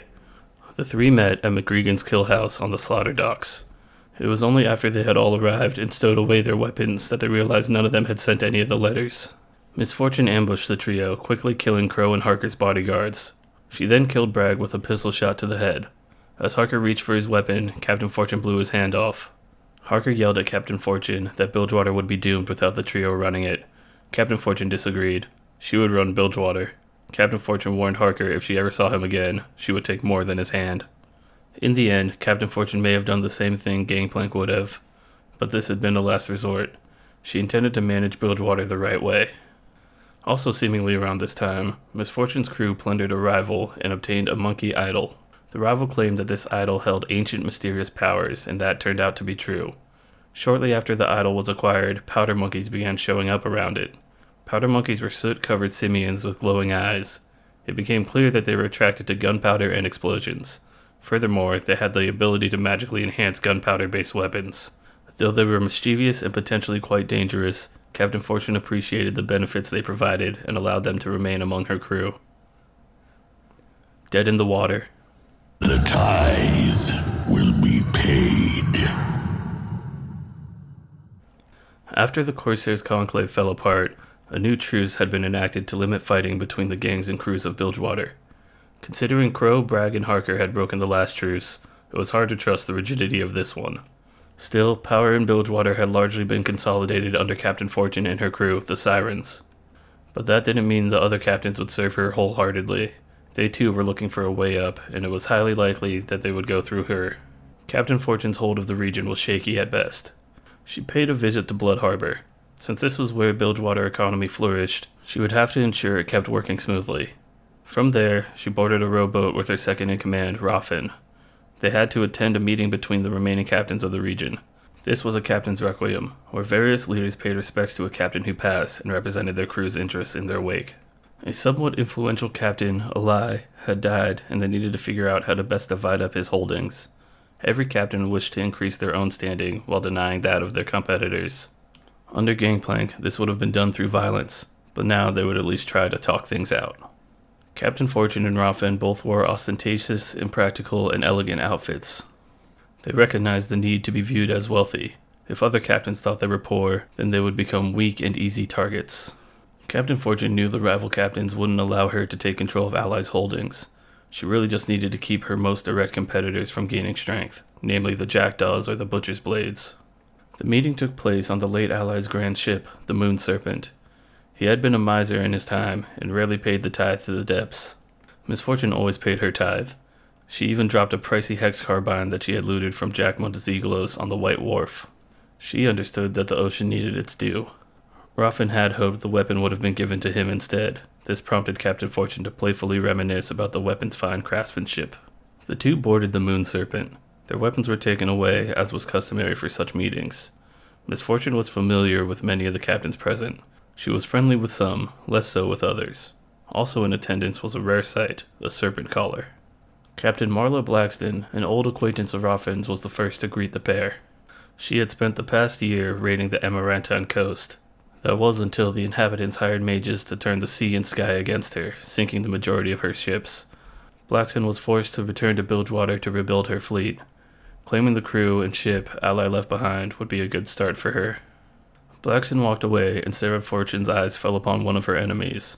Almost off instinct, she strode up to Captain Peter Harker and greeted him with a firm punch in the gut. As he bent down in reaction, Miss Fortune brought her knee into his face, knocking him to the floor. Miss Fortune reached for her pistol before remembering her weapons had been taken. Instead, she pulled Peter Harker up by the collar and cocked her fist back for another punch. She had warned him about showing his face again. Raffin intervened to drag his captain away from the beating. She had thoroughly made her point and allowed Raffin to pull her away. The next person they recognized was Thorn, who recently had become a captain himself. Raffin and Miss Fortune thought of Thorn as something of a bottom feeder, but he managed to gain a crew following the deaths of Bragg and Crow. Thorn gave Miss Fortune something of a vague threat before she walked back to question Harker. She offered him a handkerchief to address his bleeding nose, then she questioned him about his expensive-looking new hand. Harker claimed it had been made by a Zonite named Geisbert, who worked out of Bitterbelt's forge. Though he may have been laid low not too long ago, Harker was still rich. That meant he was a potential threat, and Miss Fortune wondered if she should have killed him back in McGregan's kill house. Raffin handed them 10 mugs and a bottle of rum, reminding them to stick to the truce. They shared a drink, and they immediately recognized how cheap Ally's rum was. While they discussed the plan for the night, it was revealed that Ally apparently wished to be sealed into a large cannon and dropped into the sea. Captain Thorn joined them in their drinks, asking if anyone knew how Ally had died. This prompted Blackston to join as well, claiming Ally had been stabbed in his sleep by a cabin boy. Miss Fortune had heard differently, that Ally had choked to death on a squid that was still living when he tried to eat it. Raffin claimed that Ally had gotten too drunk, fell overboard, sank, and drowned. Since the stories weren't adding up, Captain Fortune figured Ally had probably died of old age. Thorn stated that his cause of death wasn't really the issue. The reason why all the captains of Bilgewater had gathered was to decide what to do with his crew and his ship. Suddenly, the ship rocked ominously. Miss Fortune quickly flicked a silver serpent over the edge of the ship to pay the tithe. When questioned why she had paid when the Moon Serpent wasn't her vessel, she responded that someone had to. Ally was dead, and probably wouldn't have paid even if he was alive. With that, the ship sailed out of Bilgewater Bay into a foggy night. While Ally's skeleton crew managed the voyage, Captain Fortune and her group finished the bottle of rum. Their tensions eased and the mood became somewhat lighter. Captain Fortune caught herself laughing as Harker concocted an explanation for Ally's death. Perhaps he had been tricked by Fizz into dressing up as a golden narwhal and swam out to sea, only to get sliced up by the Blood Harbor Ripper, who thought it was an actual golden narwhal. After the unexpectedly calm journey, they landed at Moonshard Reef and disembarked. Moonshard Reef was known to house the Vestayan race of merfolk called Mirai. It was hard to believe, but Ally used to claim that he was part Mirai on his mother's side. The serpent caller in attendance called out for the others to gather and begin the ceremony of sending Alli's body to the ocean. The serpent caller spoke of the many futures twisted together like the limbs of Nagakaboros. In one such future, the city of Bilgewater was united, proud, and strong under a solitary leader. It seemed like a strange start to a eulogy, but the serpent callers were strange people. Alli's cannon was raised over the water. The barrel was sealed with wax. The serpent caller continued, claiming that Ally knew the true way to pay the tithe, not with coin and expensive gifts, but with blood. Captain Fortune looked around to see what the other captains were making of the serpent caller's half-crazed eulogy. She noticed Harker slowly backing away from the crowd, then she looked back at the cannon and suddenly knew the truth. This had been a trap. Any second, the cannon was going to fire, blowing away all the captains of Bilgewater. Miss Fortune bolted toward the serpent caller. She dropped her hat and pulled out 2 long hairpins that were really concealed blackened steel knives. The serpent caller finished his crazed ranting, claiming he intended to offer blood of the various captains to the depths. He took off his mask to reveal his face. It was Ally himself. This had indeed been a setup. Miss Fortune was a few steps late. Ally lit the cannon's fuse. Miss Fortune reached back to throw one of her knives, but the cannon fired in a thunderous explosion. When Miss Fortune came to, she was shocked the mooncaller was still in one piece, not to mention herself. As she scanned the carnage, she understood how the ship survived. The cannon had been loaded with shrapnel rather than a solid projectile. It was a canister shot designed to tear flesh, not lumber. She had survived since her charge toward Ally carried her wide of the blast zone. The other captains weren't so fortunate. Those standing in the front were reduced to a bloody mist. Others had limbs blown off and were covered in gory lacerations. Some of them still lived. Thorn had managed to use Blackston as a human shield, and he scurried off. Roffin was nowhere to be seen. Harker was leaning against a side rail, largely uninjured. Allies' skeleton crew emerged from below deck, armed with knives to finish off any survivors. They set to their bloody work, seemingly relishing the opportunity. Captain Fortune needed to recover from the shock. She rose to her feet and grabbed her knives once again. One of her arms was bleeding, but everything still seemed to function properly. Sarah Fortune charged Ally once more, but this time she was intercepted by a couple of his crewmates. She vaulted over a cannon and drove the heel of her boot into one of their faces, splintering teeth and knocking them to the floor. She then dodged a swipe from a club and jammed one of her knives into the wielder's back. Unfortunately, the knife was repelled by a layer of crabshell armor. Had she been armed with her pistols instead of daggers, the fight would have been over much quicker. A saber slash cut across the side of her thigh, dropping her to a knee. She raised an arm to parry a follow-up killing swipe. Her captain's coat was lined with iron rods for such an occasion. She bragged about getting the garment made from Gideon and Sons battle tailors and war clothiers. Then she stabbed her knife upward into her opponent's jaw. One foe remained. However, Captain Fortune didn't like her odds of defeating the club wielder with her daggers. She dove out of the way of a downward club smash and stabbed her dagger into a gap in the crabshell armor. The opponent tore away in pain, wrenching the dagger from Miss Fortune's grasp. She took the chance to retreat and search for her guns. She recalled that they had been placed in a dented chest when they boarded. Miss Fortune claimed her pistols, turned and fired a storm of bullets at the remaining opponent. Then she caught up with Ally and shot out both his kneecaps. As she placed her pistol beneath his chin, the moon serpent rocked. Miss Fortune recalled the motion from when an immense abyssal kraken once passed underneath one of her ships 9 years ago. She demanded to know what else Ally was planning. The crazed sea captain claimed it was time for him to pay his due to the sea, and everyone else would be paying it with him. Miss Fortune looked off into the distance. 200 yards away, a titan rose from the depths. Orange eyes peered through the night. His gigantic body was clad in corroded iron armor. He carried an immense bladed anchor. Miss Fortune had always thought of him to be a myth, but Nautilus was real. The titan hurled his massive anchor at the moon serpent. It crashed into the ship, shattering its hull. The vessel instantly capsized under the anchor's weight. Captain Fortune slid to the side of the ship. She began to curse Ally as water began flowing into the vessel. The sight of Nautilus drove Ally entirely into denial. The Titan closed in and bent over the ship, surveying it. Captain Fortune could feel the heat radiating from the Colossus. Nautilus leaned onto the ship, sending Ally sliding across the deck. Nautilus raised his massive anchor and dropped it onto the ship, splitting it in half. As the ship rocked from the impact, Nautilus grabbed Ally with his massive gauntlet. Ally grabbed onto Miss Fortune and held on for dear life. She couldn't manage to shake him loose. She eventually grabbed one of her knives and jammed it into Ally's neck. While she was at it, she ripped off Ally's captain sigil from his necklace. It wasn't fully respected, but traditionally, whoever possessed the captain sigil had the rights to their ship and their crew when that captain passed away. Nautilus pulled Ally's weakened body from the shattered remnants of the ship. Ally screamed as the Titan returned to the depths with his victim in hand. Captain Fortune scanned the doomed ship for survivors. Her gaze fell upon Peter Harker, and she was filled with rage. Harker attempted to talk his way out of any punishment, but Captain Fortune wouldn't hear it. Before he was halfway through his statement, she threw a loop of rope around his neck. The rope was connected to Ally's cannon, still suspended by a counterweight. Miss Fortune severed the connection to the counterweight with a pistol shot. The cannon plunged into the ocean, dragging Sir Peter Harker down with it. As the remnants of the moon serpent sank, Ruffin pulled a rowboat up to Captain Fortune. She smiled, but had to ask where Ruffin had gone to. She could have used his help when things started to get messy. Ruffin explained he had gone below deck to get another bottle of rum and discovered Ally's crew preparing to murder the captains. They quickly turned on him, prompting him to slay a couple before jumping through a porthole window. From there, he recognized the need to get an escape vessel, so he swam to a rescue boat. Ruffin had also managed to grab Blackston's body and drag it from the wreckage. She was still barely alive, and at the very least deserved a better death than Ally and Harker. Fortune briefly saw Thorn pull himself from the ocean water to safety as well. She made no mention of it. Ruffin rowed them back through the mist toward Bilgewater. Captain Fortune pondered how the remaining members of Ally's crew would handle her possession of his sigil. Destiny and fate. Huh. Didn't see that coming. Graves and TF would eventually make their way back to Bilgewater after escaping Gangplank in the Deadpool explosion. They had been running jobs in Piltover and Zahn, but figured they should return after enforcers began searching for them. Graves did get a new shotgun commissioned, named Destiny, in honor of his partner's name. The pair received a job from a person in Bilgewater called the Prince. The Prince claimed to be a descendant from ancient Shuriman royalty. Furthermore, he was one of the few people remaining who could make a case for operating Bilgewater, aside from Miss Fortune, of course. The Prince gave them a job, to find the Abyssal Crown.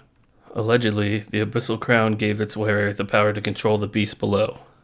The beasts below were particularly gigantic, powerful sea monsters, and if someone could truly command them, that person could take over Bilgewater easily.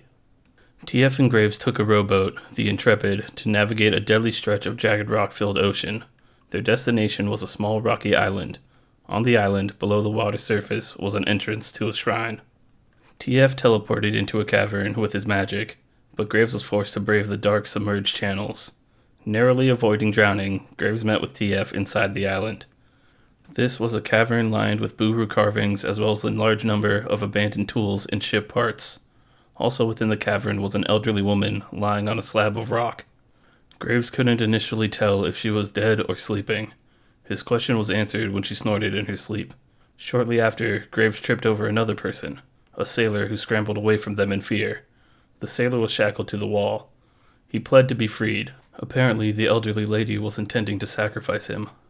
As the prisoner's pleas began to get louder, Graves knocked him out with the butt of his shotgun, trying to keep him quiet. Graves examined the tattoo on the sailor's body. It was a pair of crossed hand cannons, Miss Fortune's insignia. This sailor was one of her crew. In particular, it was Ruffin. Apparently, she had also been interested in the Abyssal Crown. TF and Graves also expected Miss Fortune would pay them well for his safe return. The partners continued searching the cavern. Graves slyly pocketed a handful of golden krakens he found. He then saw a bucket moving along the floor on its own. It was unsettling, but once he knocked the bucket over, he saw it was being moved from within by a one-eyed octopus. The octopus scurried over to the old lady and wrapped itself around her head. The old lady instantly jolted awake. She grabbed a serpent-headed staff and used it to help her stand. With a toothless grin, she claimed TF and Graves would be delivered to the beast below in no time. Countless wagon-sized crabs crawled down from the walls surrounding the pair. Graves and TF were quick to fight them off. With shotgun blasts and explosive red cards, they held their own. Graves suggested they retreat, but TF wanted to remain until they found the Abyssal Crown. It was as if he was trying to prove he was no longer the type to run when things got dicey. A crab claw grabbed Destiny as Graves fired, altering his aim. The stray shot obliterated an altar, causing the sea witch to shriek. Within the altar was an old, deceased body with a crown on its head. The sea witch hovered above the ground and thrust her staff at Graves. A portal opened above him, and seawater poured through, forcing Graves to fall to a knee. An enormous yellow eye peered through from the opposite side of the portal. Then 2 tentacles reached through. Graves fired Destiny and severed one of them. TF ran toward the crown, while the beast was distracted with Graves. TF grabbed the crown, while Graves fired a shotgun blast through the portal into the giant beast's eye. Water continued pouring into the cavern. With the rising water level, Graves turned, attempting to free the captive sailor. He shot at the bolts on the wall, but they remained attached. The Sea Witch approached TF, who fired off a trio of cards her way. They were deflected by an invisible force, and she continued floating toward him. Graves told him to escape from the cavern. TF had no remaining options. He used his cards to teleport to safety. Graves was on his own and needed to escape himself. He dove into the water and swam as fast as he could. He could feel the tentacles chasing behind him. As they were closing in, hands reached down into the water and hauled him up onto the rowboat Intrepid. TF had pulled him up. The two rowed away from the jagged island as fast as they could. They eventually returned to the prince's ship, the Ascended Empress. They delivered the crown and accepted their hefty payment. The prince placed the crown onto his head and instantly walked toward the edge of his ship to test it out. He called out to the ocean, commanding the beast below to rise. No one knew if it would truly work, but Graves and TF didn't care to find out. They climbed back down to the Intrepid and began rowing to Bilgewater harbor. After they had rowed a distance away, a beast rose. The biggest creature either of them had ever seen had breached the surface a few hundred feet away from the Ascended Empress. TF stared at the island-sized creature without saying a word. In moments, the beast below placed its jaws around the Ascended Empress and swallowed the ship whole, before disappearing beneath the waves. The two briefly discussed what they had just seen before agreeing to go for a drink. Elsewhere, the Sea Witch approached Captain Fortune. The witch offered an immense amount of treasure and artifacts. It would be enough to buy half the ships in Bilgewater. On top of that, she promised to return Miss Fortune's captive quartermaster, Rafen. In exchange, Miss Fortune was to capture and deliver 2 men promised to the beast below. Double cross. Hey, TF. How's the partner? In time, Captain Fortune trapped Twisted Fate and used him as bait to draw in Graves as well. It wasn't the first time she had needed to use the pair to serve her ends. She set her plan into motion at McRegan's kill house. Graves brashly broke into the building and freed TF. Together, they pursued Miss Fortune. Captain Fortune led the 2 partners into a secondary trap, where she kicked a lever and activated a trapdoor. The 2 fell into a crate and were sealed inside. Captain Fortune delivered the crate to the Sea Witch, and Rafen was returned to her. However, Miss Fortune never truly intended to allow the Sea Witch to sacrifice Graves and TF. When the witch wasn't looking, she slid one of TF's magical cards into the crate, which the 2 used to escape. Don't mess with Yordles.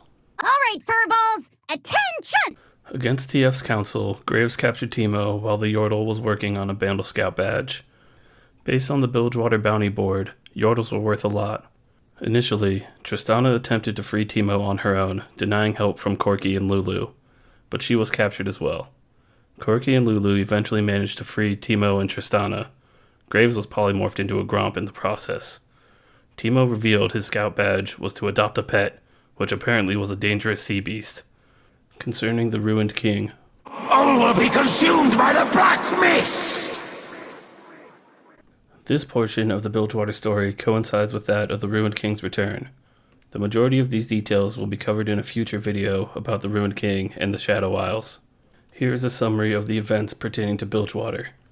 Captain Thorn, one of the few survivors from Nautilus' attack at Allai's supposed funeral, made his move against Miss Fortune. He ambushed her in her cliffside villa. Miss Fortune killed the man, but allowed his surviving crew to join her own. Shortly after, black mist entered the region once more. This indicated there may be a full harrowing coming soon. Miss Fortune teamed up with Illaoi to prepare. However, Illaoi received a vision from Naga Kaboros, who instead tasked them with finding the Blood Harbor Ripper, Pyke. They found him and defeated him, but after he passed Illaoi's test of spirit, he managed to escape. Illaoi then came across Brahm, a friendly Freljordian who was searching the seas for the fabled waters of life. These waters were said to cure any illness, and he wished to use them to stop a plague that was spreading across his homeland. For the time being, he agreed to help Miss Fortune and Illaoi prepare for the encroaching black mists. The Ionian Vastaya Ari had been curious about her heritage and the Vistani. The Vistani were the Vastaya with fox-like features, which Ari was the last. She tracked Vistani artifacts to the black market in Bilgewater. Well aware of the dangers Bilgewater presented, she brought a bodyguard, namely Yasuo. The artifact in question was bought by Malik, a secret lieutenant of Gangplank's who was operating in Grey Harbor. Ari and Yasuo went to Grey Harbor, where they were attacked by creatures of the Black Mists. Illaoi and Brahm were also in the area, so they all joined forces. A warehouse of Gangplank's crew, the Jagged Hooks, was suspiciously undisturbed by the black mist. As it turned out, Malik had been using a Naga Kaboros amulet to fend off the black mist. After he was defeated by the heroes, he broke the amulet and was killed by a Mistwalker.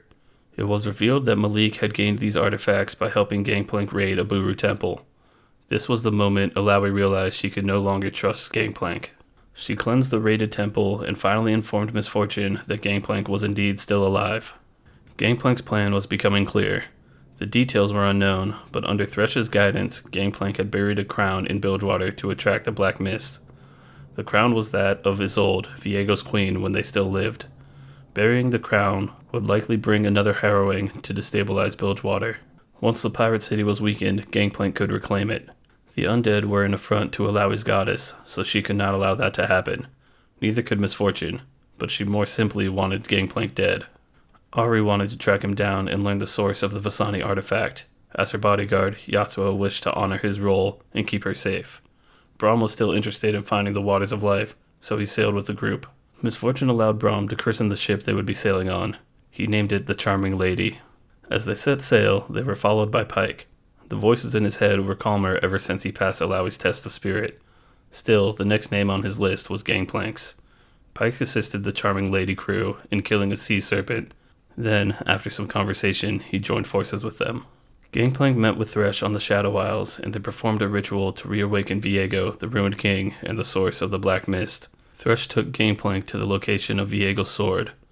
Gangplank used a powerful Naga Kaboros amulet to keep the Ruined King from fully escaping, and kept him confined to the blade of the Ruined King. Thresh truly didn't care if Gangplank was able to control Viego's spirit or not.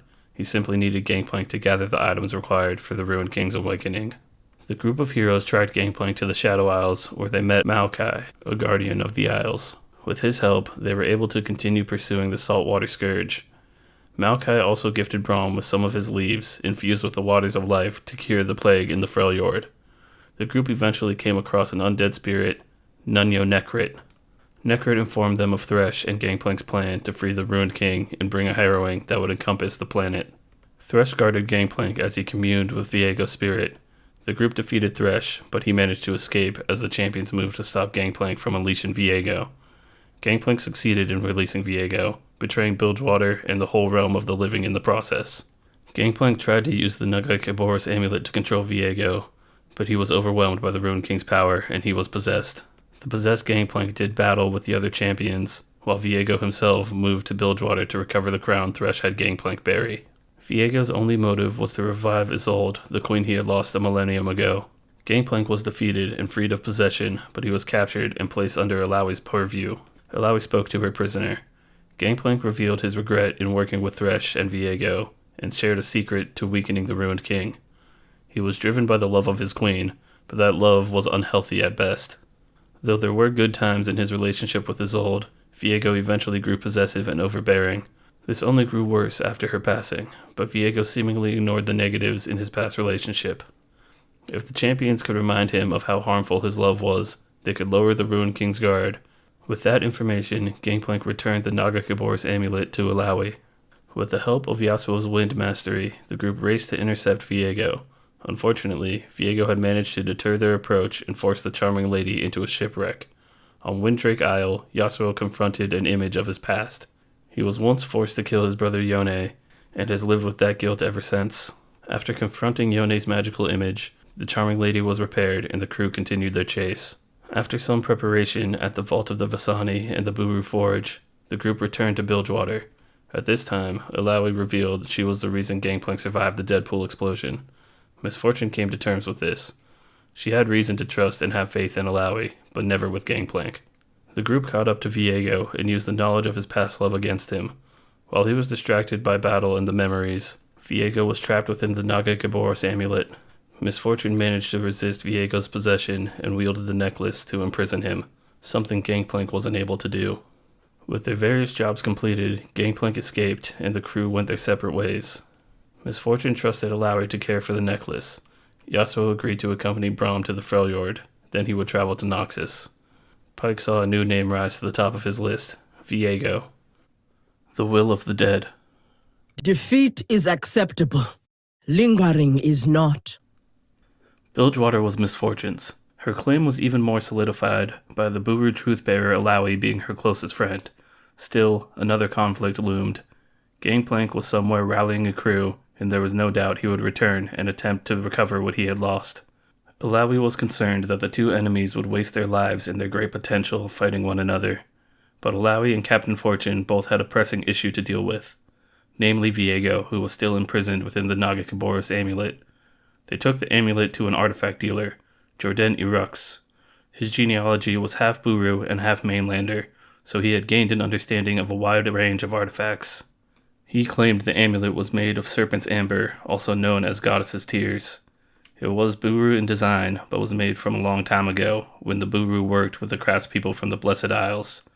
While Jordan looked for more information, Sarah Fortune and Illaoi exchanged passive-aggressive words regarding their approaches toward Gangplank. Jordan returned with information about the amulet's crafters, the Brethren of the Dusk, a religious order from the Blessed Isles prior to its ruination. Only one person remained of the order, and he was mad enough to reside upon the Shadow Isles. Misfortune and Illaoi weren't afraid of this. They had already defeated the Shadow Isles' greatest threats, namely Thresh and Viego himself. Captain Fortune couldn't leave Bilgewater in the present state of affairs, but she offered to support Illaoi's return to the Shadow Isles. The two lamented the fact that it was difficult to discern who they could trust these days. Captain Fortune revealed that Viego's voice had been speaking to her in her mind. This had been occurring day and night since he had been sealed. Illaoi recognized the burden and hugged her friend. She claimed Sarah Fortune was meant to be much more than Gangplank's killer. Misfortune shed a tear, but couldn't bring herself to fully agree. The next day, Misfortune set Illaoi up with Captain Matteo Ruven and his ship, the Tainted Rat. Ruven was an older, cowardly captain with frizzy orange hair. He was a twig compared to Illaoi. Ruven made a faux pas immediately when he addressed Illaoi as the Bhuru Queen. Still, he greeted Illaoi and showed her to her quarters below deck. He had once been convinced to try to kill Misfortune. Of course he had failed, but in exchange for his life, he now owed Misfortune a great debt. In order to pay it back, he was to bring Illaoi safely to and from the Shadow Isles. Luckily, he was uniquely well suited for this job, as his father had once been a pilot boatman to and from the region. The remaining events occurred around the Shadow Isles, but to summarize, Illaoi met the monk Yorick. He lived in a monastery with passive and obedient undead servants. He had lived since the ruination, and Illaoi disliked his apparent stagnation. Nevertheless, he assisted in analyzing Viego's current prison. It was indeed devised of both Blessed Isles and Bhuru technology. If the lockbox holding the amulet was heated to a high enough temperature, the spirit inside would be destroyed. Yorick suggested a volcano. They sailed to a volcano on a nearby island. However, Illaoi was ambushed by Ruven, who had made a pact with a strong Shadow Isle spirit, Bartek. Bartek was one of Thresh's underlings, and he manipulated Ruven's soul to control his body as a puppet. Illaoi easily knocked Ruven's body aside, but she couldn't kill him. Bartek's magic compelled Ruven's body to move despite his broken bones. Then he gained control of Ruven's crew as well. Illaoi weathered the overwhelming numbers despite the tight quarters and losing hold of her idol.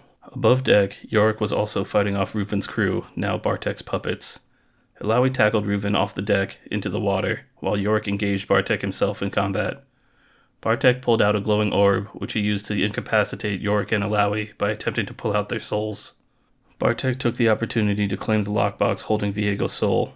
Yorick resorted to commanding the dead, a power which he had been avoiding out of respect for Illaoi's wishes.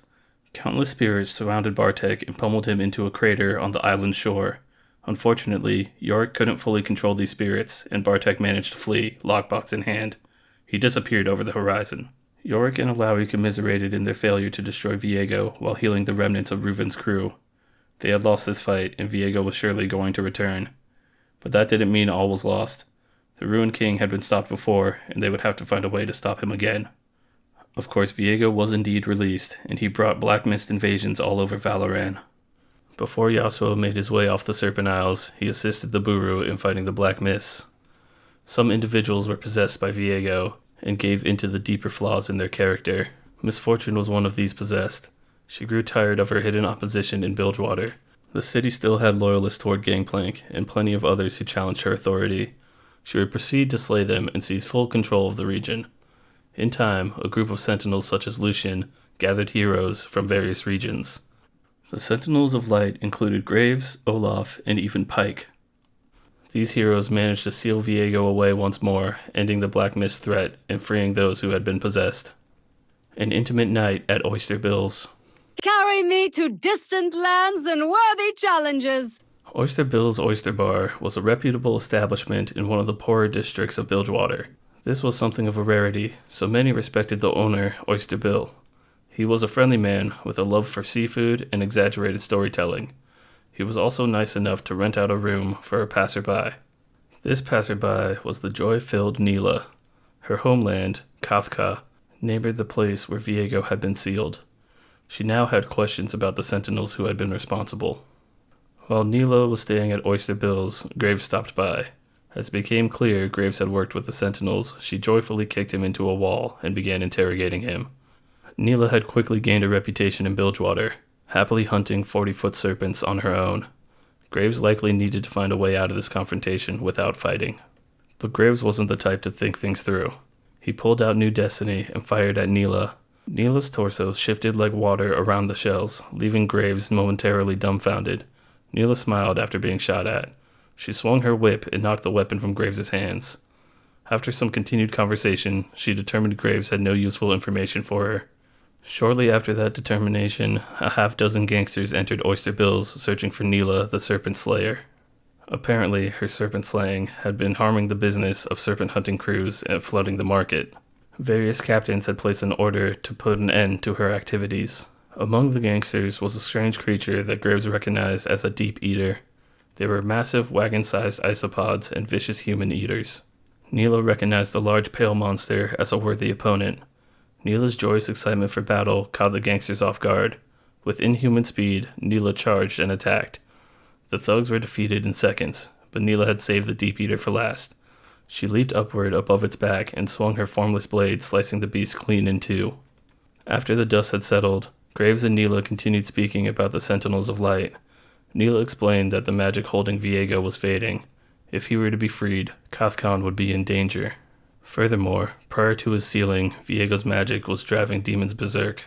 Neela clearly had a connection to demonkind, yet that was where the conversation ended. Graves had nothing else to tell her, and she had stated her reasons for concern. Graves lamented ever meeting the Sentinels. They seemed to have brought him nothing but problems. At least the lady he had met at Oyster Bill's was pretty neat. The Boys and Bombolini. All that glitters. There existed a particularly shady warehouse in Bilgewater. This warehouse was used to store and ship explosives made from both black powder and hex tech. The arms dealer who owned and traded these explosives lived in Piltover, but he had some type of insurance to be certain his explosives were protected. Recognizing the simple fraudulent opportunity there, the arms dealer hired a group of armed guards to protect the warehouse. Then he hired a couple of armed thieves to steal the explosives in the warehouse. Chances were shots would be fired and potentially the whole warehouse would go up in smoke. In that case, the arms dealer could collect his insurance money and be a slightly richer criminal. The people hired to infiltrate and rob the explosives warehouse were TF and Graves. It was quickly obvious that they had been set up when they entered the warehouse from above, and guards from the Azure Way mercenary group began firing upward at them. Graves pulled out a smoke bomb and held it over his head, threatening to throw it at the guards and potentially blowing the warehouse to smithereens along with everyone inside.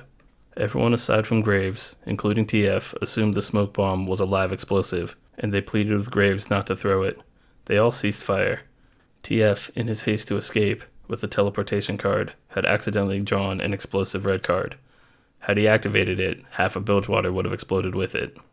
The leader of the guards was a hammerhead shark Vastaya named Bombolini.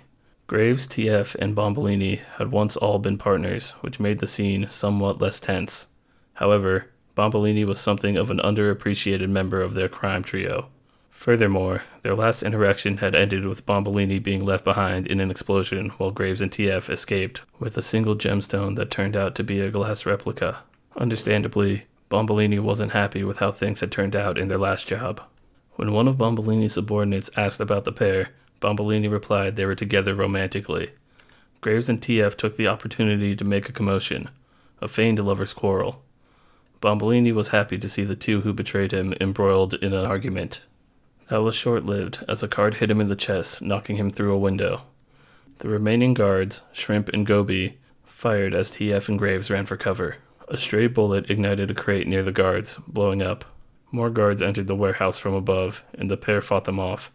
However, What began as a fake argument started to become a real argument. The stray gunfire began to ignite crates of powder, and it was only a matter of time until the warehouse went up. Graves and TF had to drop their argument in order to flee. They dropped down into the foyer of the warehouse, which was also heavily filled with explosives. They were greeted by Bombolini, who now sported a bruise in the center of his chest. Bombolini stood between Graves, TF, and their escape.